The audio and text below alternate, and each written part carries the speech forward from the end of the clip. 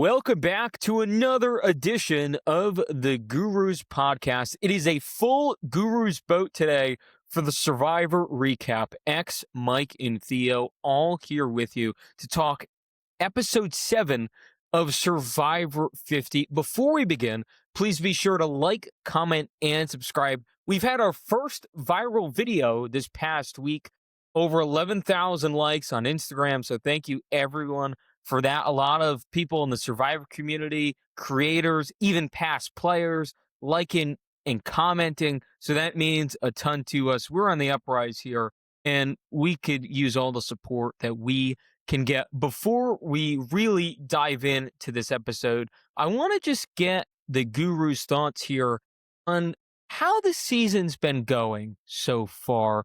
Is this living up to your expectations? Because I think all of our kind of initial thoughts were a bit tempered, especially when Jeff started saying, like, this is the best season of all time. This is my favorite Survivor season ever. Oh my God. And he's just milking it. And we knew that that was mostly just for the promos and trying to draw people in.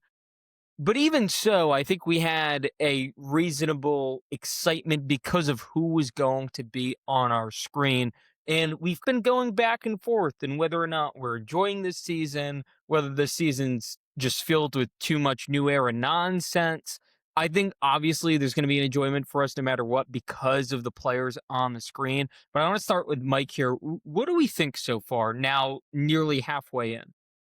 Yeah, I'm enjoying the season. We can enjoy the season of Survivor while also be critical of the game and the gameplay and the cast. Like we can, two things can be true at once. Like I'm still enjoying the season regardless of how this season shakes out, and I don't know how it's going to shake out. I'm still having fun with it. I don't love where we're at right now. I think that I said this to off air.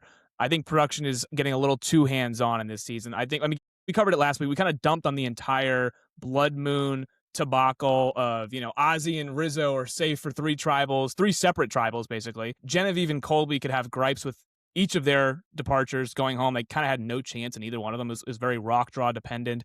These shoehorned in journeys where you kind of just lose your vote and have no shot, or you have an advantage and you have an immediate target painted on you because you have to lie your way out of it. So it's just been a lot of again, the introduction of the Billie Eilish idol, how it's been orchestrated. It's been such a flop so far through, 7 episodes now.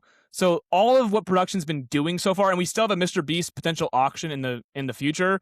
We'll see what that's about. But everything that production's trying to do so far has been a mess. I still love the cast members. I think they're giving us good television. I thought we got a phenomenal coach episode today of just straight up drama. But, production is kind of seeping its way into whoever wins this game. It could be production. You could point to something how, again, we talked about Genevieve's exit last week, Colby's exit last week, and just this game moving forward, Aubrey's so petrified of this, Scarlet Letter idol that she has. It's been a very funky production season so far, but I'm still enjoying my time.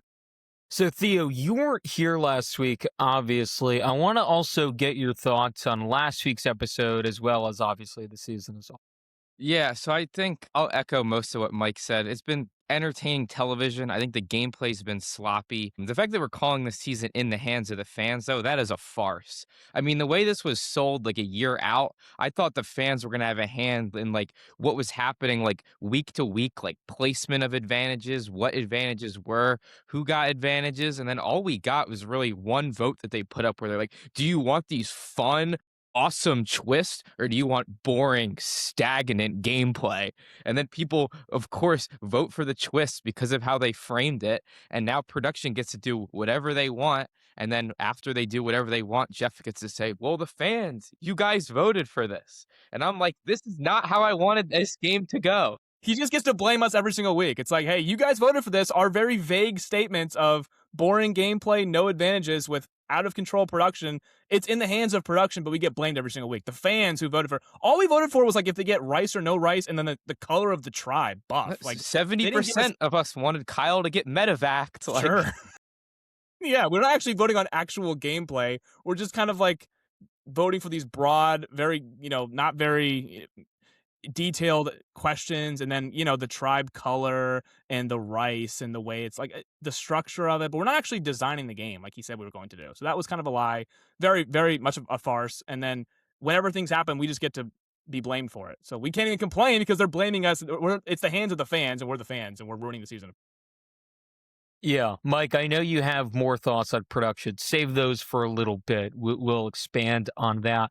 We're going to go kind of in order this week because, there's a lot of meat in certain areas, but at the same time, not a lot happened. It was one of those kind of episodes. So let's start from the top. Aubrey has mass amnesia for some reason. She's like, I forgot to play my idol. That's a new one. I don't think I've heard that one before. And this is kind of something we saw from Aubrey in her last few showings here in Survivor. She just has these detrimental moments kind of from her own doing that make no real sense. And I mean, I don't think it's going to impact her a ton because of her eventually just dumping it at Tribal in this episode where she's like, this is a scarlet letter. I don't want to be attached to this. I'm sure that gives her a decent amount of cachet. But this whole thing where she's like, crap, I forgot to play it. Very bizarre from someone who is supposed to be such a master manipulator like Aubrey. I mean, she's truthful in her confessional when she said, I saw that shot in the dark say not safe from Genevieve. And I said, you know what, let me pocket this idol for one more. I was like, yeah, I agree. You should do that. You can actually use it later on to save yourself. You were in no danger last episode. So I thought it was a good read by her. I'm like, wow. I thought actually Aubrey was maybe a stock up candidate because she did keep that idol, where I thought she'd have to use it or waste it to get out of Genevieve like her rival was. But she didn't. But now it's like maybe she should have because everyone was assuming she would. So then when she gets back to camp and she still has the idol, it's like, why does Aubrey still have the idol? Everyone's kind of gossiping around. It's like, why does Aubrey have it? And her big fib is that she forgot. She just didn't. She didn't. She forgot to play it. And I'm like, that's obviously BS. Like nobody's gonna buy that. Not in this season of players. Maybe last year. But I thought it was. I thought it would have been key for her to hold on to it. I know, spoiler alert, she did play it this episode just to get rid of it. She kind of just threw it away. But I thought, it would have been interesting if she is in danger. Could she have used that idol to kind of save herself? But I guess it's such public knowledge now. You don't even really want to. I thought more so for Devins and Christian, knowing it can boomerang back to you. They're the only ones who kind of know that it can boomerang back to you. In this case, Christian, but they want to play it as Devins gave it to her. But I thought that was the time to take her out. They didn't. She got no votes. She kept the idol, and now it's gone like the wind. And so much for that Billie Eilish production idol. That did absolutely nothing. So we're 1 out of 3 gone. Let's see what Rizzo's does. Let's see what Ozzy's does. But 0 for 1 so far. Bad gameplay on both sides, I thought. Like, yeah, Aubrey, you made a good read. You can own the good read. Be like, yeah, that's why I kept the idol because we all saw I didn't need to play it. And then if you're like, obviously, like Devins, if you to get this idol back to you and Christian, you have to blindside her. So you have to pretend that you're playing with her. Yes. So to go up then after she makes a good read and keeps an idol, if you're playing with her, you're like, okay, good job. Instead, they're going up and confronting her, which is like just messy gameplay on both sides, and that's what led to her just throwing away the idol. So now no one gets the idol. I kind of thought she should have just kept it. I think it would have kept being a shield. I don't think they would have voted for her if she just held on to the idol. But yeah, just a terror. If you're going to try to get that idol to boomerang back to you, that was just not the way to go about that. Did they think that if she played it, just straight up played it, it goes back to them? Like, I don't understand. Like, they were so mad that she didn't play it, as if, like, they would have gotten it. Like, the only way that you would have gotten it is if she didn't play it, but you voted her out, which they didn't do. So they did neither of the two options. Yeah, and then they seemed like they were upset that they didn't think to take her out, which was a day late and $1 short. Here's another layer to it that no one's brought up yet. She didn't need to tell anyone that she intended to play it at that tribal. Why did she do that in the first place if she thought she was with Devins and Christian either? That's kind of the only reason why this was such a big deal. And then the fact that it got back, they didn't need it to get back. If they were truly working together, like Joe could have word of mouth said that Aubrey didn't play it, but I mean, I don't think it would have been as big of a deal as they made it out. Like it was this crazy thing that happened. Like, can you believe she didn't play it? Oh my God, she didn't play it. She still has it. And all this whispering that transpired afterwards. I just thought how everyone handled it, as you guys kind of echoed on there, was terrible. And that's a theme throughout this episode that we're going to get into. Feels like the vast majority of this cast is playing pitiful games, which we do not expect from some of the icons of this franchise. We were off air trying to figure out, like, is it really this 26 days? Is it that exhausting? Like, is this just kind of going in with such expectations because it is Survivor 50? You are a returner. This is such an honor.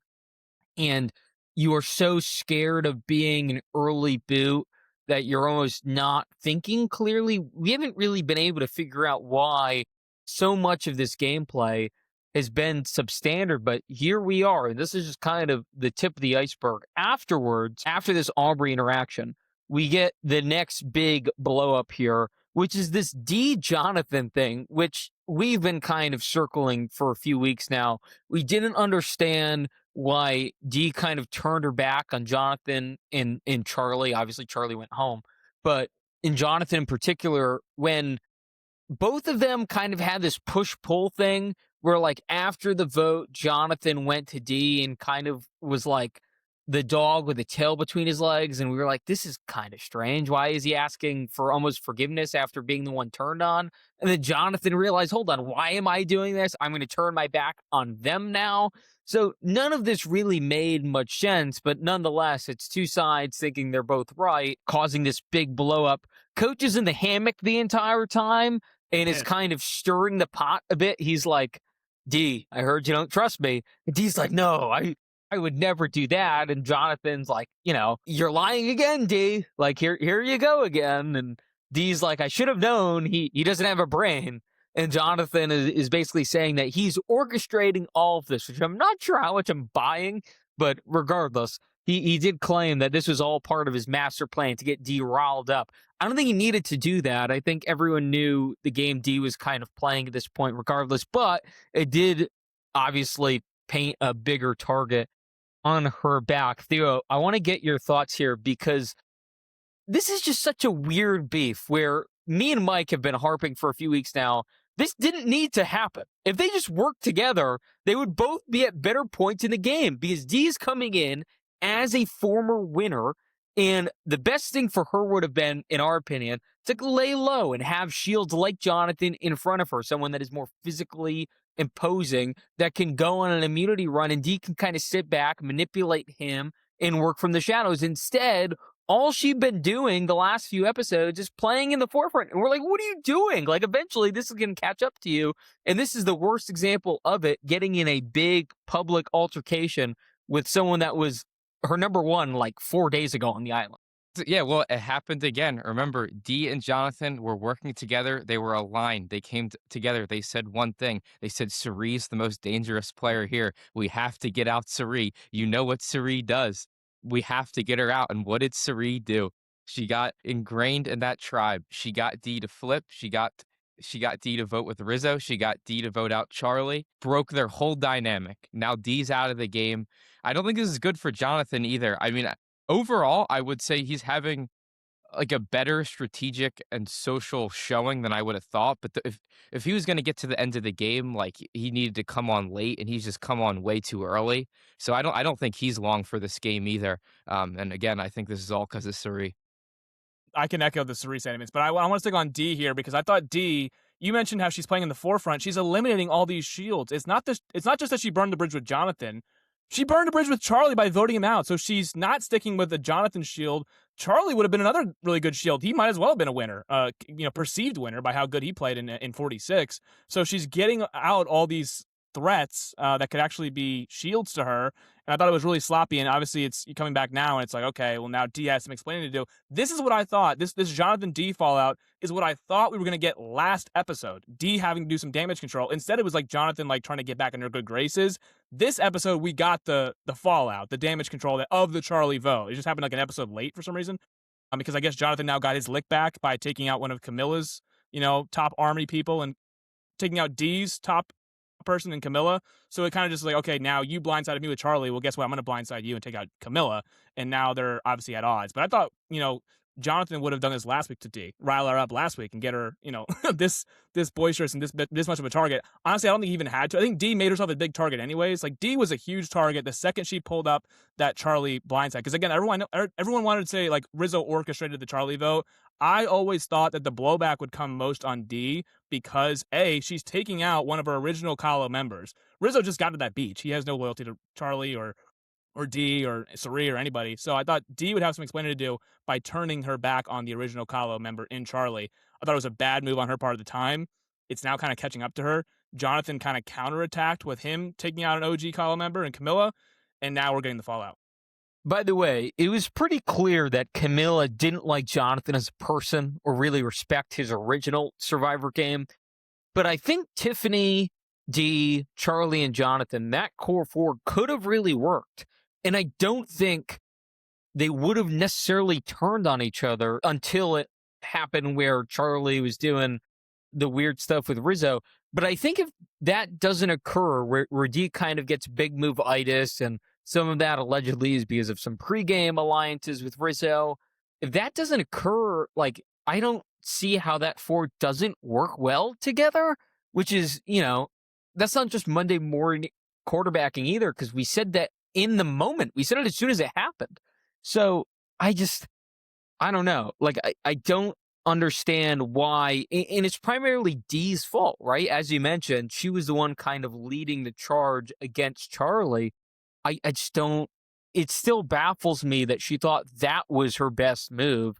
And especially when she already had a week or so with Charlie and Jonathan. And I guess she was scared of their bond, but it's still so early. There's so many people on this cast. That's something for way, way down the line. And it's just like, looking at the situation, would you rather trust Jonathan and Charlie, who definitely seem loyal to you and are telling you everything and are in your camp that you've been with, and our Shields that you've been with now for like a week or however long it was at that time, or Rizzo, who you had like a FaceTime with and you've been on the same beach for like 24 hours? It just didn't really line up for me.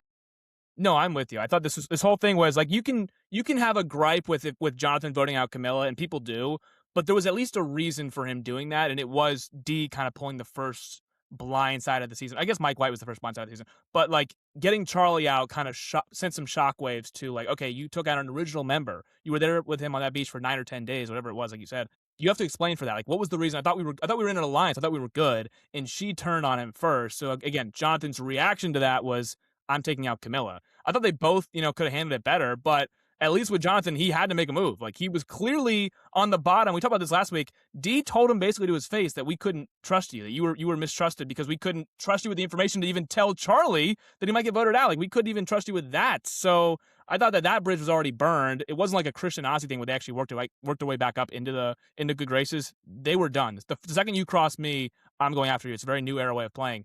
And they both kind of took out each other's number ones. And again, the whole thing was, it was honestly less funny about their fallout was the coach. When we panned to coach, and coach is like, nobody will win Survivor 50 playing this way. You guys, well, Mike, like hold on. We're getting to coach right now, and this is part one of the coach extravaganza. This is a 2-part series. Let's get right to it. So this might as well have been called the Dragon Slayer's Back episode. That's what it felt like. This was all coach all the time. So obviously it starts in the aforementioned sequence with Dee in the hammock where he's like, I'm hearing my name come up out of your mouth kind of thing. And then we get this tirade afterwards where he is so scorned that people are throwing his name out, aka Dee, that he's basically on a warpath talking about how you are not going to win Survivor 50 lying and scheming. You are not going to do it. Not Survivor 50, not with coach around. It is not happening. It's almost a threat, to be honest. Like, it is very intense. He is bright red. No one really knows how to react to this, including his allies. They're all kind of like, oh, brother.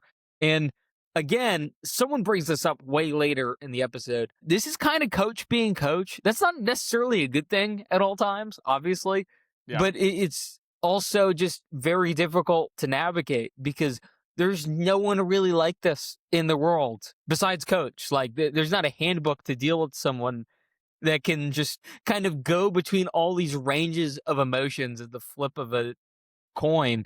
And he does it so frequently because the next thing he does after this tirade is pull in Rizgod, and he is basically trying to recruit Rizzo to his cause, which we can just label the honor and integrity cause. And surely, like, we haven't seen everything. Obviously, we know this. But up to this point, we haven't seen a ton of Rizzo and coach. This definitely feels like out of nowhere. And Rizzo kind of echoes the same sentiment in his confessional. But regardless, coach is trying to get Rizzo into the 4 Horsemen Alliance, which is coach, presumably Rizzo, if he accepts this invitation. and then Jonathan and Joe, and they are going to be the four men that just, there's no lying in Survivor. Who needs that? They're going to make it to the end, and one of them is going to raise the Survivor crown, and everyone will be better for it because they're the truth seekers in the entire universe, and they're the ones that are able to uphold the values of Survivor. I mean, I don't even know where to start with this. I think we could start here.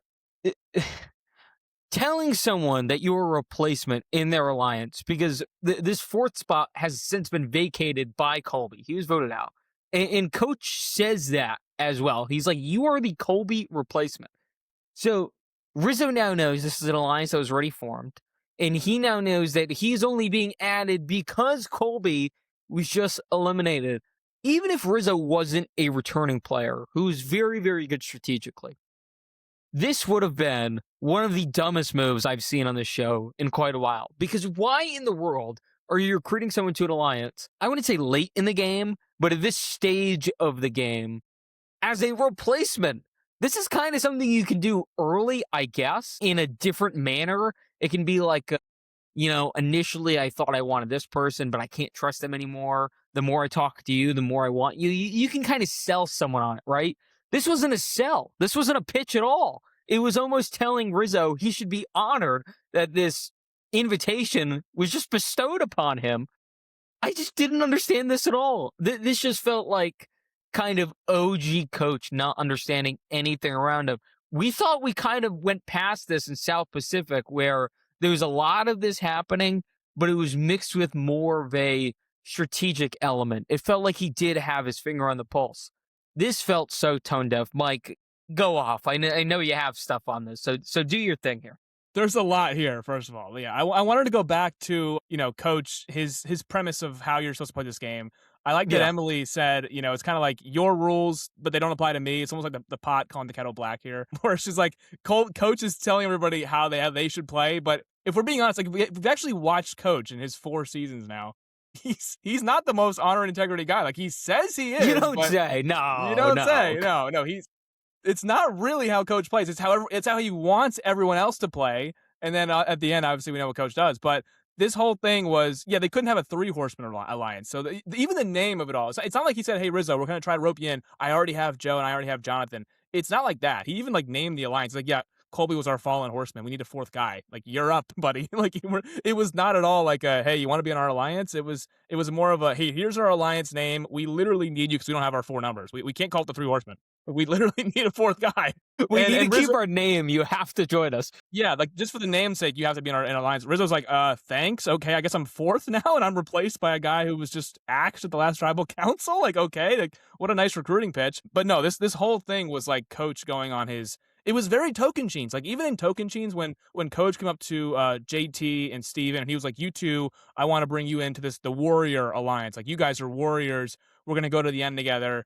Even then, even JT and Steven were kind of side-eyeing him, like, okay, we'll buy into this Coach thing, but we're not with him. We're with Taj. It's not really they were like, okay, sure, Coach, for sure. We'll keep that option open. You don't say no to an alliance, of course. And Rizzo didn't say no, but this does not seem like something that will end well for Coach. I don't think Rizzo has Coach's best interest. I feel like that was Coach not even considering that Rizzo might be good at Survivor. He was like, oh, here's this kid that doesn't know how to play and needs my help. Like if I just tell him he's in the alliance, he'll be in here and he'll just tell the truth and be honorable with me. Like he's not even for a second considering that Rizzo is bringing his own thoughts and opinions and Survivor abilities into this alliance. It's here's the thing. It's so strange that Coach would do that because he's played with an unknown before playing back-to-back in Russell. And he got burned by Russell. And then he also played in South Pacific. He did this with Cochran, where he kind of coached Cochran to flip on his side. He was kind of like Cochran was so oh my God, this is actually Coach in real life. I can't believe I'm falling for this right now. And he did. He was able to that was a big moment in the game where Cochran flipped at the merge and Coach's team ran the numbers. In this case, it's almost like he's running back that same thing where he's like, can I coach my way? Can Rizzo fanboy his way into being in alliance with me? Is he so is he sipping the Coach Kool-Aid? And if he is, do I have this game, by the jugular?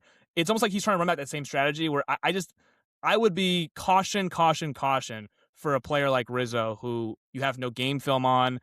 Coach wants people who are predictable play. That's why he went after Jonathan and Joe and Colby. Like, he's seen these guys play. He played with Colby before. And then Joe and Jonathan, he's obviously watched their seasons. So he's like, okay, that's who I want to work with. Rizzo's the total opposite of all of these guys in this Four Horsemen alliance. So it's just very strange to me that he would pick out that guy to kind of join in. I guess he needed a guy because he can't be the Four Horsewoman. So we needed to have a guy in there to replace Colby. But this was just, to me, this was not good. I was like, no, coach, don't do that. Bad idea. Yeah, and another thing here, I feel like this is something I've experienced personally, and it's just one of these life things. I feel like sometimes with someone of Coach's age, by the way, Coach is like not that old. He's like mid-50s, but still, regardless, there's this perception that young people are like kind of moldable in a way, and like you can kind of just tell them whatever and they'll accept it because you're an elder. That's just not how our generation works, like at all. We're always questioning things. We're always like skeptical. And especially Rizzo, who like technically has been playing a more strategic game than Coach ever has in both of his seasons on Survivor. And he makes the comment later, he's like, I'm 25 and I'm teaching this guy who's been playing more than I've been alive how to play Survivor. And that's the truth, really. I mean, that's kind of what's going on here, where if Rizzo did the reverse of this, right? If this is Rizzo pitching this to Coach, everyone would be like, Rizzo's this dumb kid. He's in over his head. He doesn't know what he's doing. But because it's Coach, it's like Rizzo has to drink the Kool-Aid because I'm Coach and I've done this before and all that. And you bring up the Cochran reference. I mean, look, it's been a while since I've watched it. I swear that pitch was a little more eloquent. And I think it was a little bit more strategic as into playing Cochran as the person who he had a little bit more knowledge of at that time. And again, Cochran wasn't a returning player.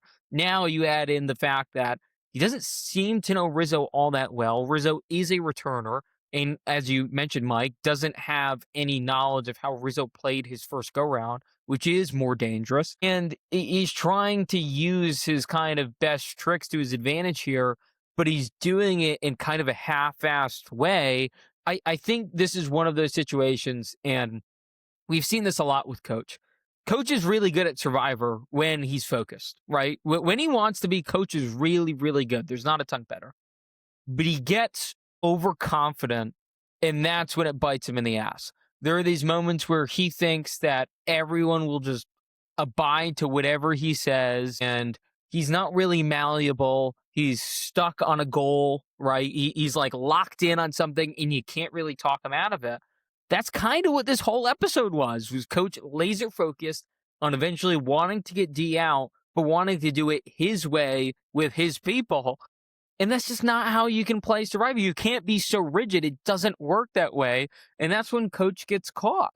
22 is the most malleable he ever was. And you would have thought he would have learned from that experience, but seemingly he didn't. Yeah, 23 South Pacific was when I thought he played his best game easily. It's almost like he's trying to use that old man wisdom on Rizzo as he did with Cochran, which you're right. That was a much more eloquent, like, I'm actually trying to work the person, Cochran, into the fold here. I'm not just playing him and using my coach antics, even though he did a little bit. This one was more sloppy. And also, I'll echo, not just the less focused part. Anytime Coach is out for, like, vengeance, out for blood, or he's pissed, I think he gets off. Like we saw the last time Coach really got pissed like this was when Ozzy kind of betrayed him. And remember, Coach said the handshake agreement, I will take you to the final three. Just don't tell anybody else that I'm taking you. Ozzy runs and tells Albert, and it gets back to Coach, and Coach is furious at Ozzy, votes him out, and then just blows his final tribal council. Like a horrible speech. He loses the game, which he obviously should have won. And he got less focused. Like he was burned by somebody, and he doesn't know how to really compartmentalize with that. Third straight week we're using that word. But I would say, like, yeah, for Coach, if he's getting less focused or pissed off or out for vengeance, this whole first 30 minutes is Coach saying, I'm out for war. Let's go to war, Rizzo. Let's be dangerous together. It's just like, I don't love that from Coach. I like the more Coach camp counselor version of Coach, where he's kind of like everyone's sipping the Kool-Aid. He's having a good time telling his stories, and he's running the game that way. When he's pissed and he's scorned, he tends to make some bad moves occasionally. And this one, I think, was up there and just a WTF, like, what are we doing here kind of Coach move. Peak Coach from an entertainment standpoint, the whole episode. I mean, the haikus, he's spiking puzzle pieces. But yeah, just from a strategic standpoint, like this is the stuff that was getting Joe in trouble at the start when he was on a beach with Christian and Rick Devens. Is you're playing Survivor with a lot of people that want to play Survivor, and Coach kind of wants to play Survivor on behalf of everyone else. And that's just not something that's going to continue to happen. Like you can't, they're not your like chess pieces for you to move around. Like that's not how this is going to work. Yeah, by the way, on the haiku point, he did not make a haiku. A haiku is a 575 syllable based poem. He did not do that, which I think is hilarious because he said multiple times, like, I got one. And then it just wasn't a haiku each time. I don't understand, like, how he kept messing that up for a guy who, like, that's his whole gimmick is he does, like, quotes and poems and all this stuff. He recites all these lines, some of which not really verifiable where he got these quotes and lines from, but regardless, that is his whole shtick. I didn't understand how he kept botching that over and over again, but it was entertaining for me regardless, and I liked how online there was a few people who also caught that, so I did appreciate that element. On the other side of the Coach Rizzo coin, we'll touch on Rizzo briefly here because he didn't think that many people knew about his idol even though last week we kind of already saw that word was kind of trickulating around, and Rizzo has this funny interaction with Flippin, where all of a sudden Flippin basically says something along the lines of like, Rizzo, like, what about your idol? Who gave that to you? Rizzo's like, huh? Like, how do you know that?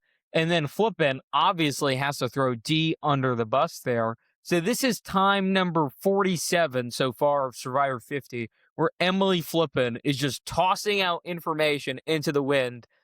I'm not even sure she wanted this to happen this way because I'm pretty sure we've established that Flippin and D are good friends. So if that's the case, I don't think it's good for Flippin's game to throw her good personal friend outside of the island under the bus here, but she has to kind of go along with it because if she does it, then she's screwed for, using her big mouth, which is all she's done this entire season. And then we get this flashback of Dee not only telling Flippin, she also told Tiffany and Jonathan, the Jonathan one being fairly comedic because at the end of that interaction, Jonathan's like, I'm with you, Dee, I'm with you.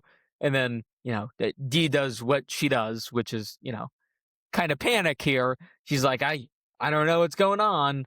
And that's what we've seen from Dee this entire season. She's kind of like manipulated consistently. She doesn't really know what's going on. Manipulated more so by the game than a person. She's just consistently getting herself caught in these tight situations she can't really escape from. What did you make of this whole situation, Mike, where Flippin running her mouth again, but Dee also just another misstep here? That was the misstep, telling Flippin anything, because in this entire game, if we've learned anything, if you tell Flippin information, that information will get out. So, of course, she brings that to Rizzo. She's like, who gave you that idol you got there? And he's like, what do you mean? Like, of course, Dee told her. And Dee, you're right. Dee and Flippin were on season 45 together. They have, from what we know, a good relationship. They obviously worked together last vote to get out Colby. So it's like another ally of Emily that I don't think she was intending to burn Dee here and kind of blow up her game. But yeah, once Rizzo gets word of this, he's like, I'm kind of questioning Dee now. She's just spilling all my secrets to everybody. Like, who is Dee really working with? And again, that's it's a bad move by Dee to not know who she's working with Emily. Like, if you tell Emily something, you got to know. This is her second time playing with Emily now on Survivor. You got to know that this is going to get out eventually. And she didn't just tell Emily. Like you mentioned, she also told Tiffany and Jonathan, who she's actively having a falling out with now. So it's just all bad for Dee because it's getting everywhere. And this entire thing I thought was really bad on Dee's part. I mean, it's hard to really defend her on this one. Again, you can defend, you can say production's hurting some of these people. I think Dee here was, like you said earlier, on the forefront a little bit too much. Like, I would have held that information in with Rizzo or do what Cerie's doing. And if you're going to, relay information, keep it within a tight circle of people that you really, really trust.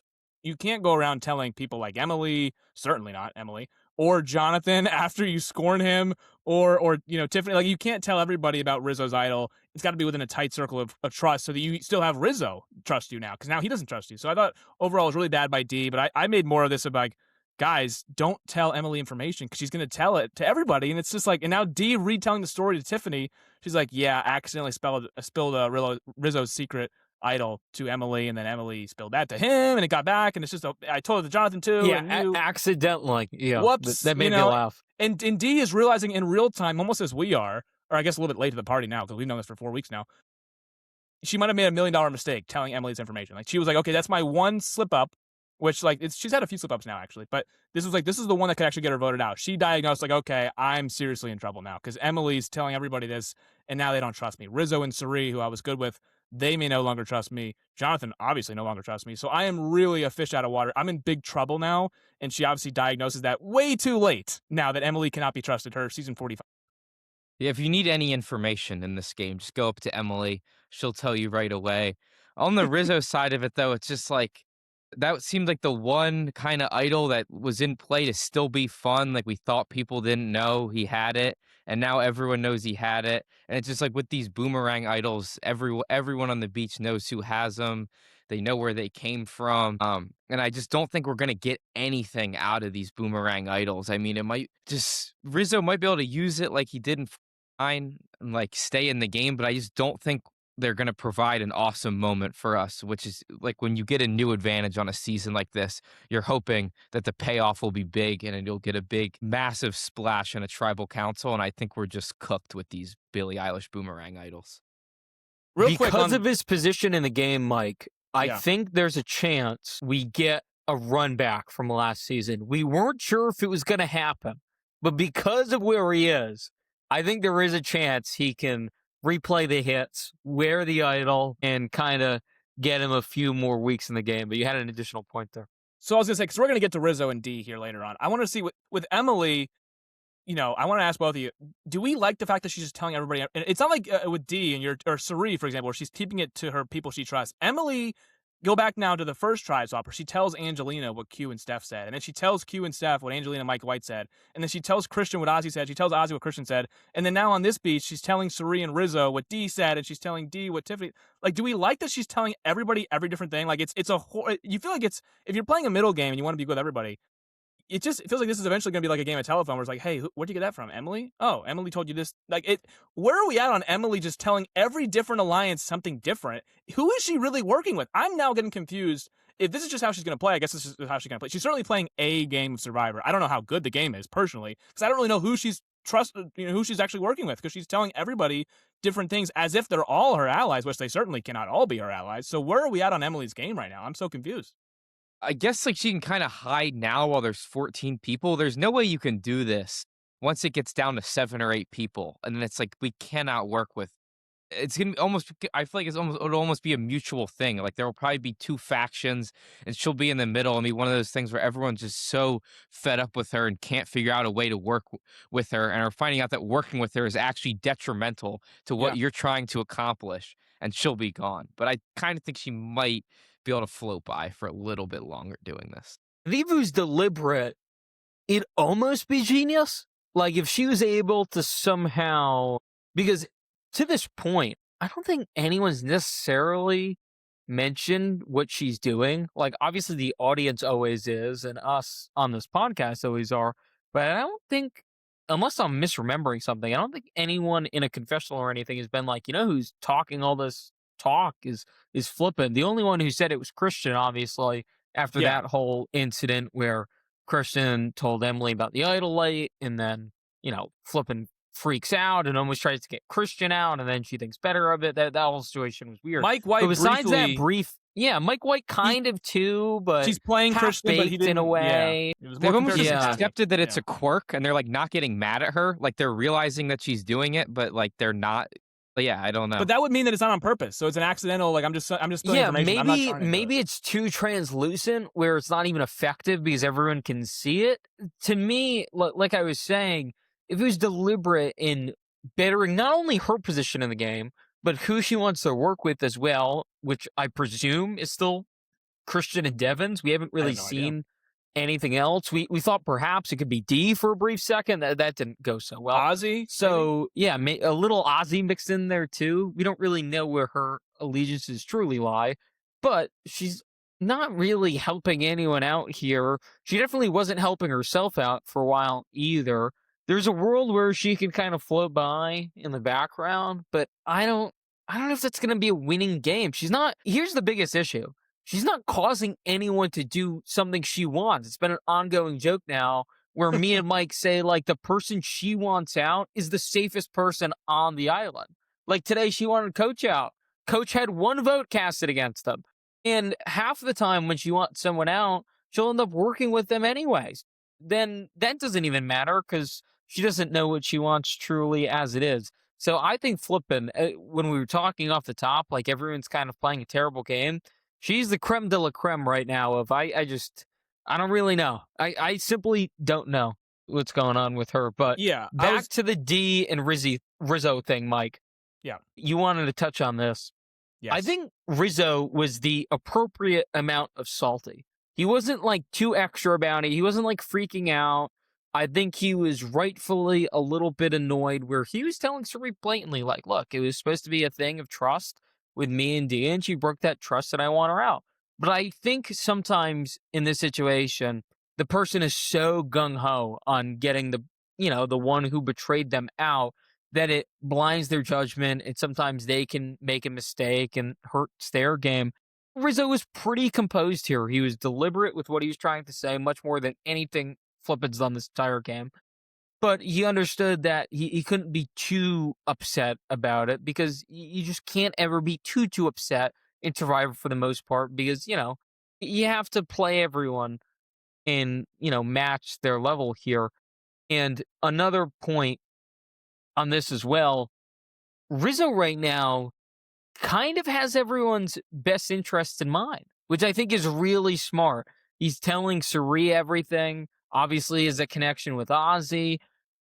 Has an open line with Coach. I don't know how much he's going to be calling it, but it is open, right? And he did technically do exactly what Coach wanted and kind of said as much to Coach, like, yeah, I'm with you, I'm with you. I think Rizzo is doing a great job kind of playing off everyone right now. Mike, you wanted to expand on this. Go ahead.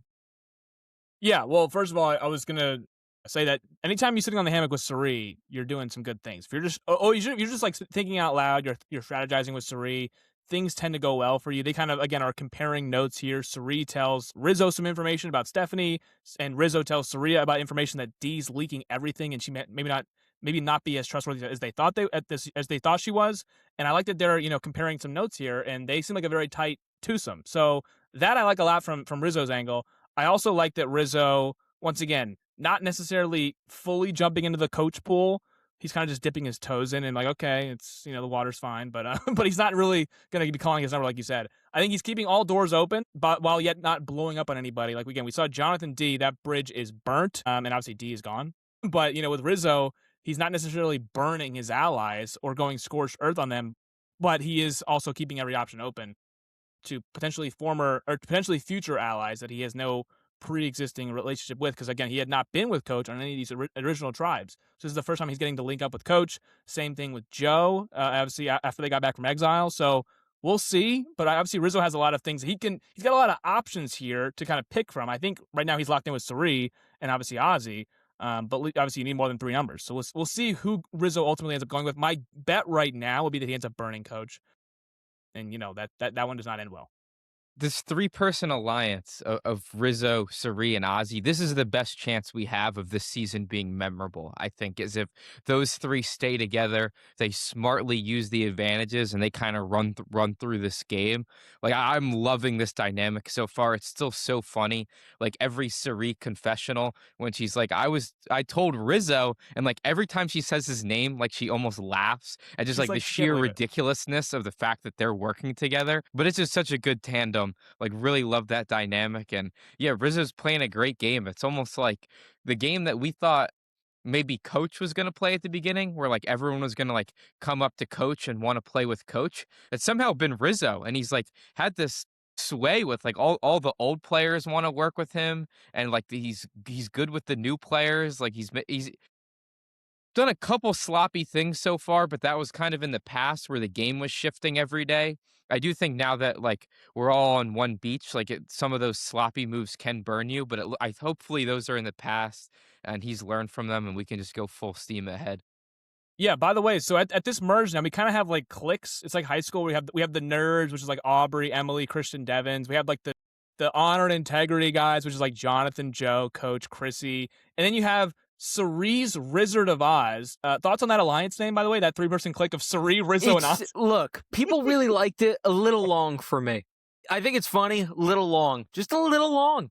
Really? Yeah. You don't like the Wizard of Oz play on or the Wizard of Oz? Yeah, I mean, I got that, Mike. By the way, the honor and integrity crowd, is that like the ROTC? Like, what's the parallels to that in high school? Well, I don't know, actually. It's a good question. Also, Stephanie's also in that. Yeah, Stephanie's the also hall in that monitors? Yeah, that's pretty good. Yeah, the hall That's good. monitors. Yeah, so they're all there. At the lunch table, you'll see, again, the geeks, which is Aubrey, Devins, Rick Devins, and Christian, and Emily. So those four. And then, again, you have, like, Tiffany, who's kind of like, she's with D, but that's a sinking ship at this point. So we don't know. There's different cliques right now. Wizard of Oz, is that like the Stoners? What's that? Wizard of Oz, yeah, I don't know what these people are. Glee Club? Like, what do we... It's got to be Glee Club, yeah, because there's like, you would never see Cerie, Rizzo, and Ozzy all sitting together in high school. So that might have been like we don't know where that one is. So, but they're all, again, they all have different backgrounds there. Like, I could never imagine Ozzy being... That's like the student who's cool with the teacher. You know? Yeah, Cerie's the teacher, basically. Right, exactly. Yeah, exactly. And then Ozzy's just kind of like the bad student who keeps getting attention, and he's there too now. So is that because of the mullet, or maybe the mullet plays a part in it? I got some coach is like trying to tell him that like sports will change his life, and he's just like not interested. He's like, nah. Yeah, no, I like, again, this is an interesting 3. I'm a little bit right, and it's like almost like where I was wrong, where I was right. I said in episode 1, if Cerie and Ozzy link up, this is going to be good for both their games. And then obviously I thought if Rizzo was able to get in with them, I thought there was no chance. So again, it's a little bit of like, this is a threesome that I never would have pictured together. But I did think Cerie and Ozzy together had good staying power. Remember last week we talked about Ozzy being here is helping Cerie's branches and these other alliances so much. Like, him just still being here on the island is so beneficial for Cerie, and obviously now Rizzo as well. She's gotten these numbers from every different angle. Do I think Cerie can win the game? No, because ultimately in the final 5, final 6, she can't win immunity and she can't make fire. So ultimately, again, it's tougher to win the game. But I think she's playing another stellar game on 50. I think there's an argument this is Cerie's apex mountain. I think what she's been able to accomplish so far has been far and away more so than anything on her other seasons up to this point. Think, especially if you look at what her kind of best performance is right now, I think most people would say Micronesia. I don't think she ever fully had the game in the palm of her hands. I think even at the end, we think she would have won, but there's still an argument. There's still a shadow of a doubt, like Parvati and Amanda were doing so much as well, especially Parvati, right? So she was kind of one of 3 there, but it was unclear like how much she was driving. It felt like a bigger cause in a way that she was a part of. This all-woman alliance trying to play all the men in the season. It felt bigger than herself in a way. Here, Ozzy's playing really well. This is the best Ozzy as well. But Cerie is just doing everything right. Every move is the right one. Everyone is telling her everything when she wants them to tell her. It's so brilliant. It's unbelievable. And I don't think it's a debate who's playing the best game. I think it's clear in a way Cerie, especially with like what she's doing with what she has in front of her, which is basically just like, look, I have this young kid who I don't really know much about because I wasn't able to watch the season. And then I have this guy who's been kind of, in a weird way, my Survivor rival all this time, and finally we've mended fences and we're together. And somehow she's made this work into this trio that I think is kind of in the best position right now, if we're being totally honest. I think they have the nerds on their side. It's kind of tough to tell where Aubrey is, because like the rest of the nerds we've seen with Cerie, we haven't seen Aubrey with Cerie, and they have history going back to Game Changers, so that's something that we're waiting to explore. But I want to give her a lot of credit. She seemed DOA initially, and she probably should have been DOA if we're being totally honest. And she's just kind of found her way out of it. It wasn't all her doing, if we're being totally honest. She's got a few breaks along the way, like Jenna Lewis kind of losing her mind early on, and then just people kind of forgetting who Cerie is, a.k.a. D and Jonathan. They just kind of were like, yeah, Cerie's the most dangerous person here. And then they were like, oh, yeah. They got off the Cerie, road on that one. awesome. Yeah. She's great, you know? No, but that's kind of what she's able to accomplish, Mike. She's able to go through and be unnoticed. No, the scene of her and Aubrey, the one scene we got of them today, who, like you said, have history, on the hammock, and Cere's kind of like, yeah, you got to get rid of that idol. It's just too much of a target right now. You got to get rid of that thing. And what do we know at the end of the episode? She gets rid of the idol. So it's just anything Cere wants to happen right now is getting done on the island right now. Even Stephanie comes back and lies, obviously, as you do, about your advantage from the journey. And Cere's like, come on, Steph. Like, we know each other in real life. Again, another pre-existing. By the way, everyone's pre-gaming, so I don't like the fact that everyone's blaming all these things on pre-gaming. Like, everyone's gonna. It's a returning season. Everyone will pre-game, and even if you don't pre-game, you know these people in real life for the most part. Like, you know of them in real life. No, all of them know each other. Yeah. Besides Rizzo, they've all done like Yeah. fan events and different shows together, Zooms and all this stuff. You know? Stephanie and Cere played The Traitors together, which is not even other shows, of course. Yeah. Right. So in that one, Cere's kind of like, Stephanie, I know you're lying about this thing. Like, just tell me. And of course, Cere, gets the information that she needs. It just feels like everyone, the only tight three of this entire, of all the alliances on the beach, the group that has the most information at their disposal right now is surprisingly Ozzy, Cere, and Rizzo. Like, who would have thought that just 4 episodes ago, where we thought people were like controlling the game, running the game. The information is all in the hands of Cere's got an extra vote, Rizzo's got an idol. That one is more public. Sorry. Well, of course, yeah, it is in the hands of fans. But Rizzo's got an idol. That one is more so public than everything else. Cere's extra vote is pretty hidden, pretty secret in terms of everything else. Like, that's the most secret thing here in this entire game. Ozzy's idol obviously is a public idol, but I'd rather have 2 idols and an extra vote in this game than have what everyone else is having right now. Like Aubrey's is like, get this idol away from me. I think Rizzo doesn't need to do that. And then the other advantage is like Stephanie's advantage. Cere's alliance knows about that. Stephanie's alliance, as of right now, doesn't even know about that yet. What she does so brilliantly is gain information and then make it seem like she's doing you a favor by then keeping the secret. Like Stephanie, like I feel like she gave that information to Cere and then almost felt like indebted to Cere after, and that's the mastermind of Cere. It should be the opposite, right? Yeah, it should be. I'm going to give you this information. You should now be in my pocket. Whereas it's mostly no. It's like Cere's getting the information, and Cere's like, okay, you're good with me. Don't worry, I won't.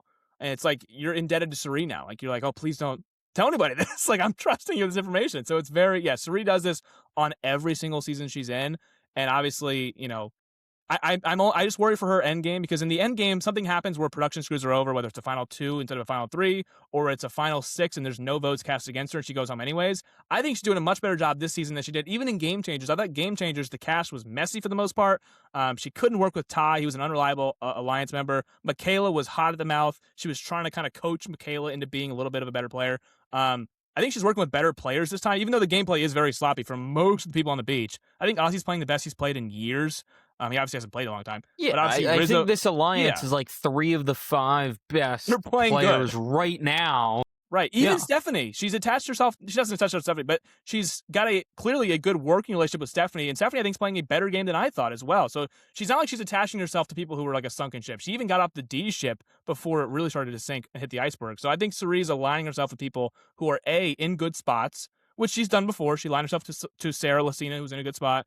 But ultimately, I think the people around her that she's working with directly are not going to spiral out of control like a Michaela did or like Ty did, spilling everything to everybody. If she can get away from Emily and distance herself from Emily, I think I'm in Camp Cere again. I want to blast quickly through this journey, which Stephanie had the misfortune of going on. They put all the shots in the dark in kind of this knapsack, and then they pull it out. Stephanie, again, has to go, doesn't want to go. If she loses said journey, she will lose her vote. Just total garbage. Mike, save the production thing. We'll talk about it at the end here. We're just going through this. And basically, she has to hold her arm up. She talks about how on Here's Her Villain, she tore her labrum and her rotator cuff. And her, basically anything above her shoulders involving her arms is difficult for her. She compared it at one point throughout the comp to being harder than childbirth. Childbirth, yeah. Which, I mean, I'm not the one to disagree. I can't say anything, yeah. But I disagree, okay? Like, there's just no way, right? Like, compare during the challenge. Yeah. I was like, 5 minutes. 5 minutes wasn't bad. An hour might be different, but. Yeah, I mean, look, I'm not going to find out. I just find it really hard to believe. Really hard to believe. I just, I'll consult some people close to me. I can't speak on anything pregnancy related, so I don't know. I'm not the expert on this one, but it seemed like it was difficult. We can just call it out though. Like we can just say like we know this is BS. Like we haven't done this, but we just know it's crap. We haven't done it. Yeah, we haven't done it. So I don't know for sure how difficult it is. I've heard it's very tough, obviously. I heard it's really bad. Yeah, it's really difficult. This yeah, didn't seem as bad. Just saying. Yeah, Charles Barkley compared rolling your ankle to being harder than childbirth. I don't think that's accurate at all. I think that done that. Not terrible. Not that terrible. Obviously, I've rolled my ankle a few times. For this one though, I thought it was funny. I had in my notes here. Because of something that happened 15 years ago on Heroes vs. Villains, it's affecting what she has to do in this challenge. So she has to use her less dominant arm because of what happened in Heroes vs. Villains on the reward mat challenge in the very first episode of Heroes vs. Villains. I thought, okay, that's kind of a funny full circle moment where it's like, okay, she's got to use. It's like a little bit challenging now when you have a less dominant hand. Now hold on, Mike. Are we sure that that's true? Are we sure it was from that moment on Heroes vs. Villains? She said I popped. Yeah, I just got my shoulder. Well, we know she just felt a little too convenient, didn't it? We saw it pop out. We've seen the footage, obviously. Yeah, we watched the season. The footage is real. It just felt, I don't know. She said when she got back, she tore her rotator. She had a reconstructive surgery. It should be fine now. That's what reconstructive means. You've reconstructed it. It should be good now.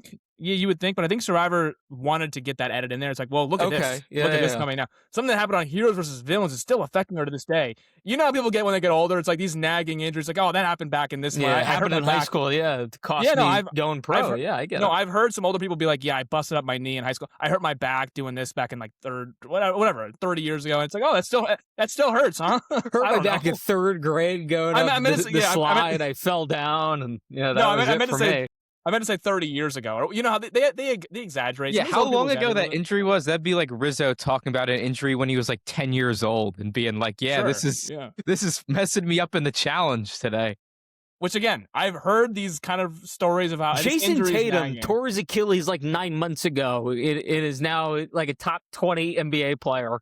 Stephanie can't hold her arm above her head for an hour from something that happened by the way, years ago. Her husband is a pitcher for the Philadelphia Phillies. Yeah. So I promise you that surgery was done by doctors who had performed hundreds of surgeries on that area of the human body before on elite athletes.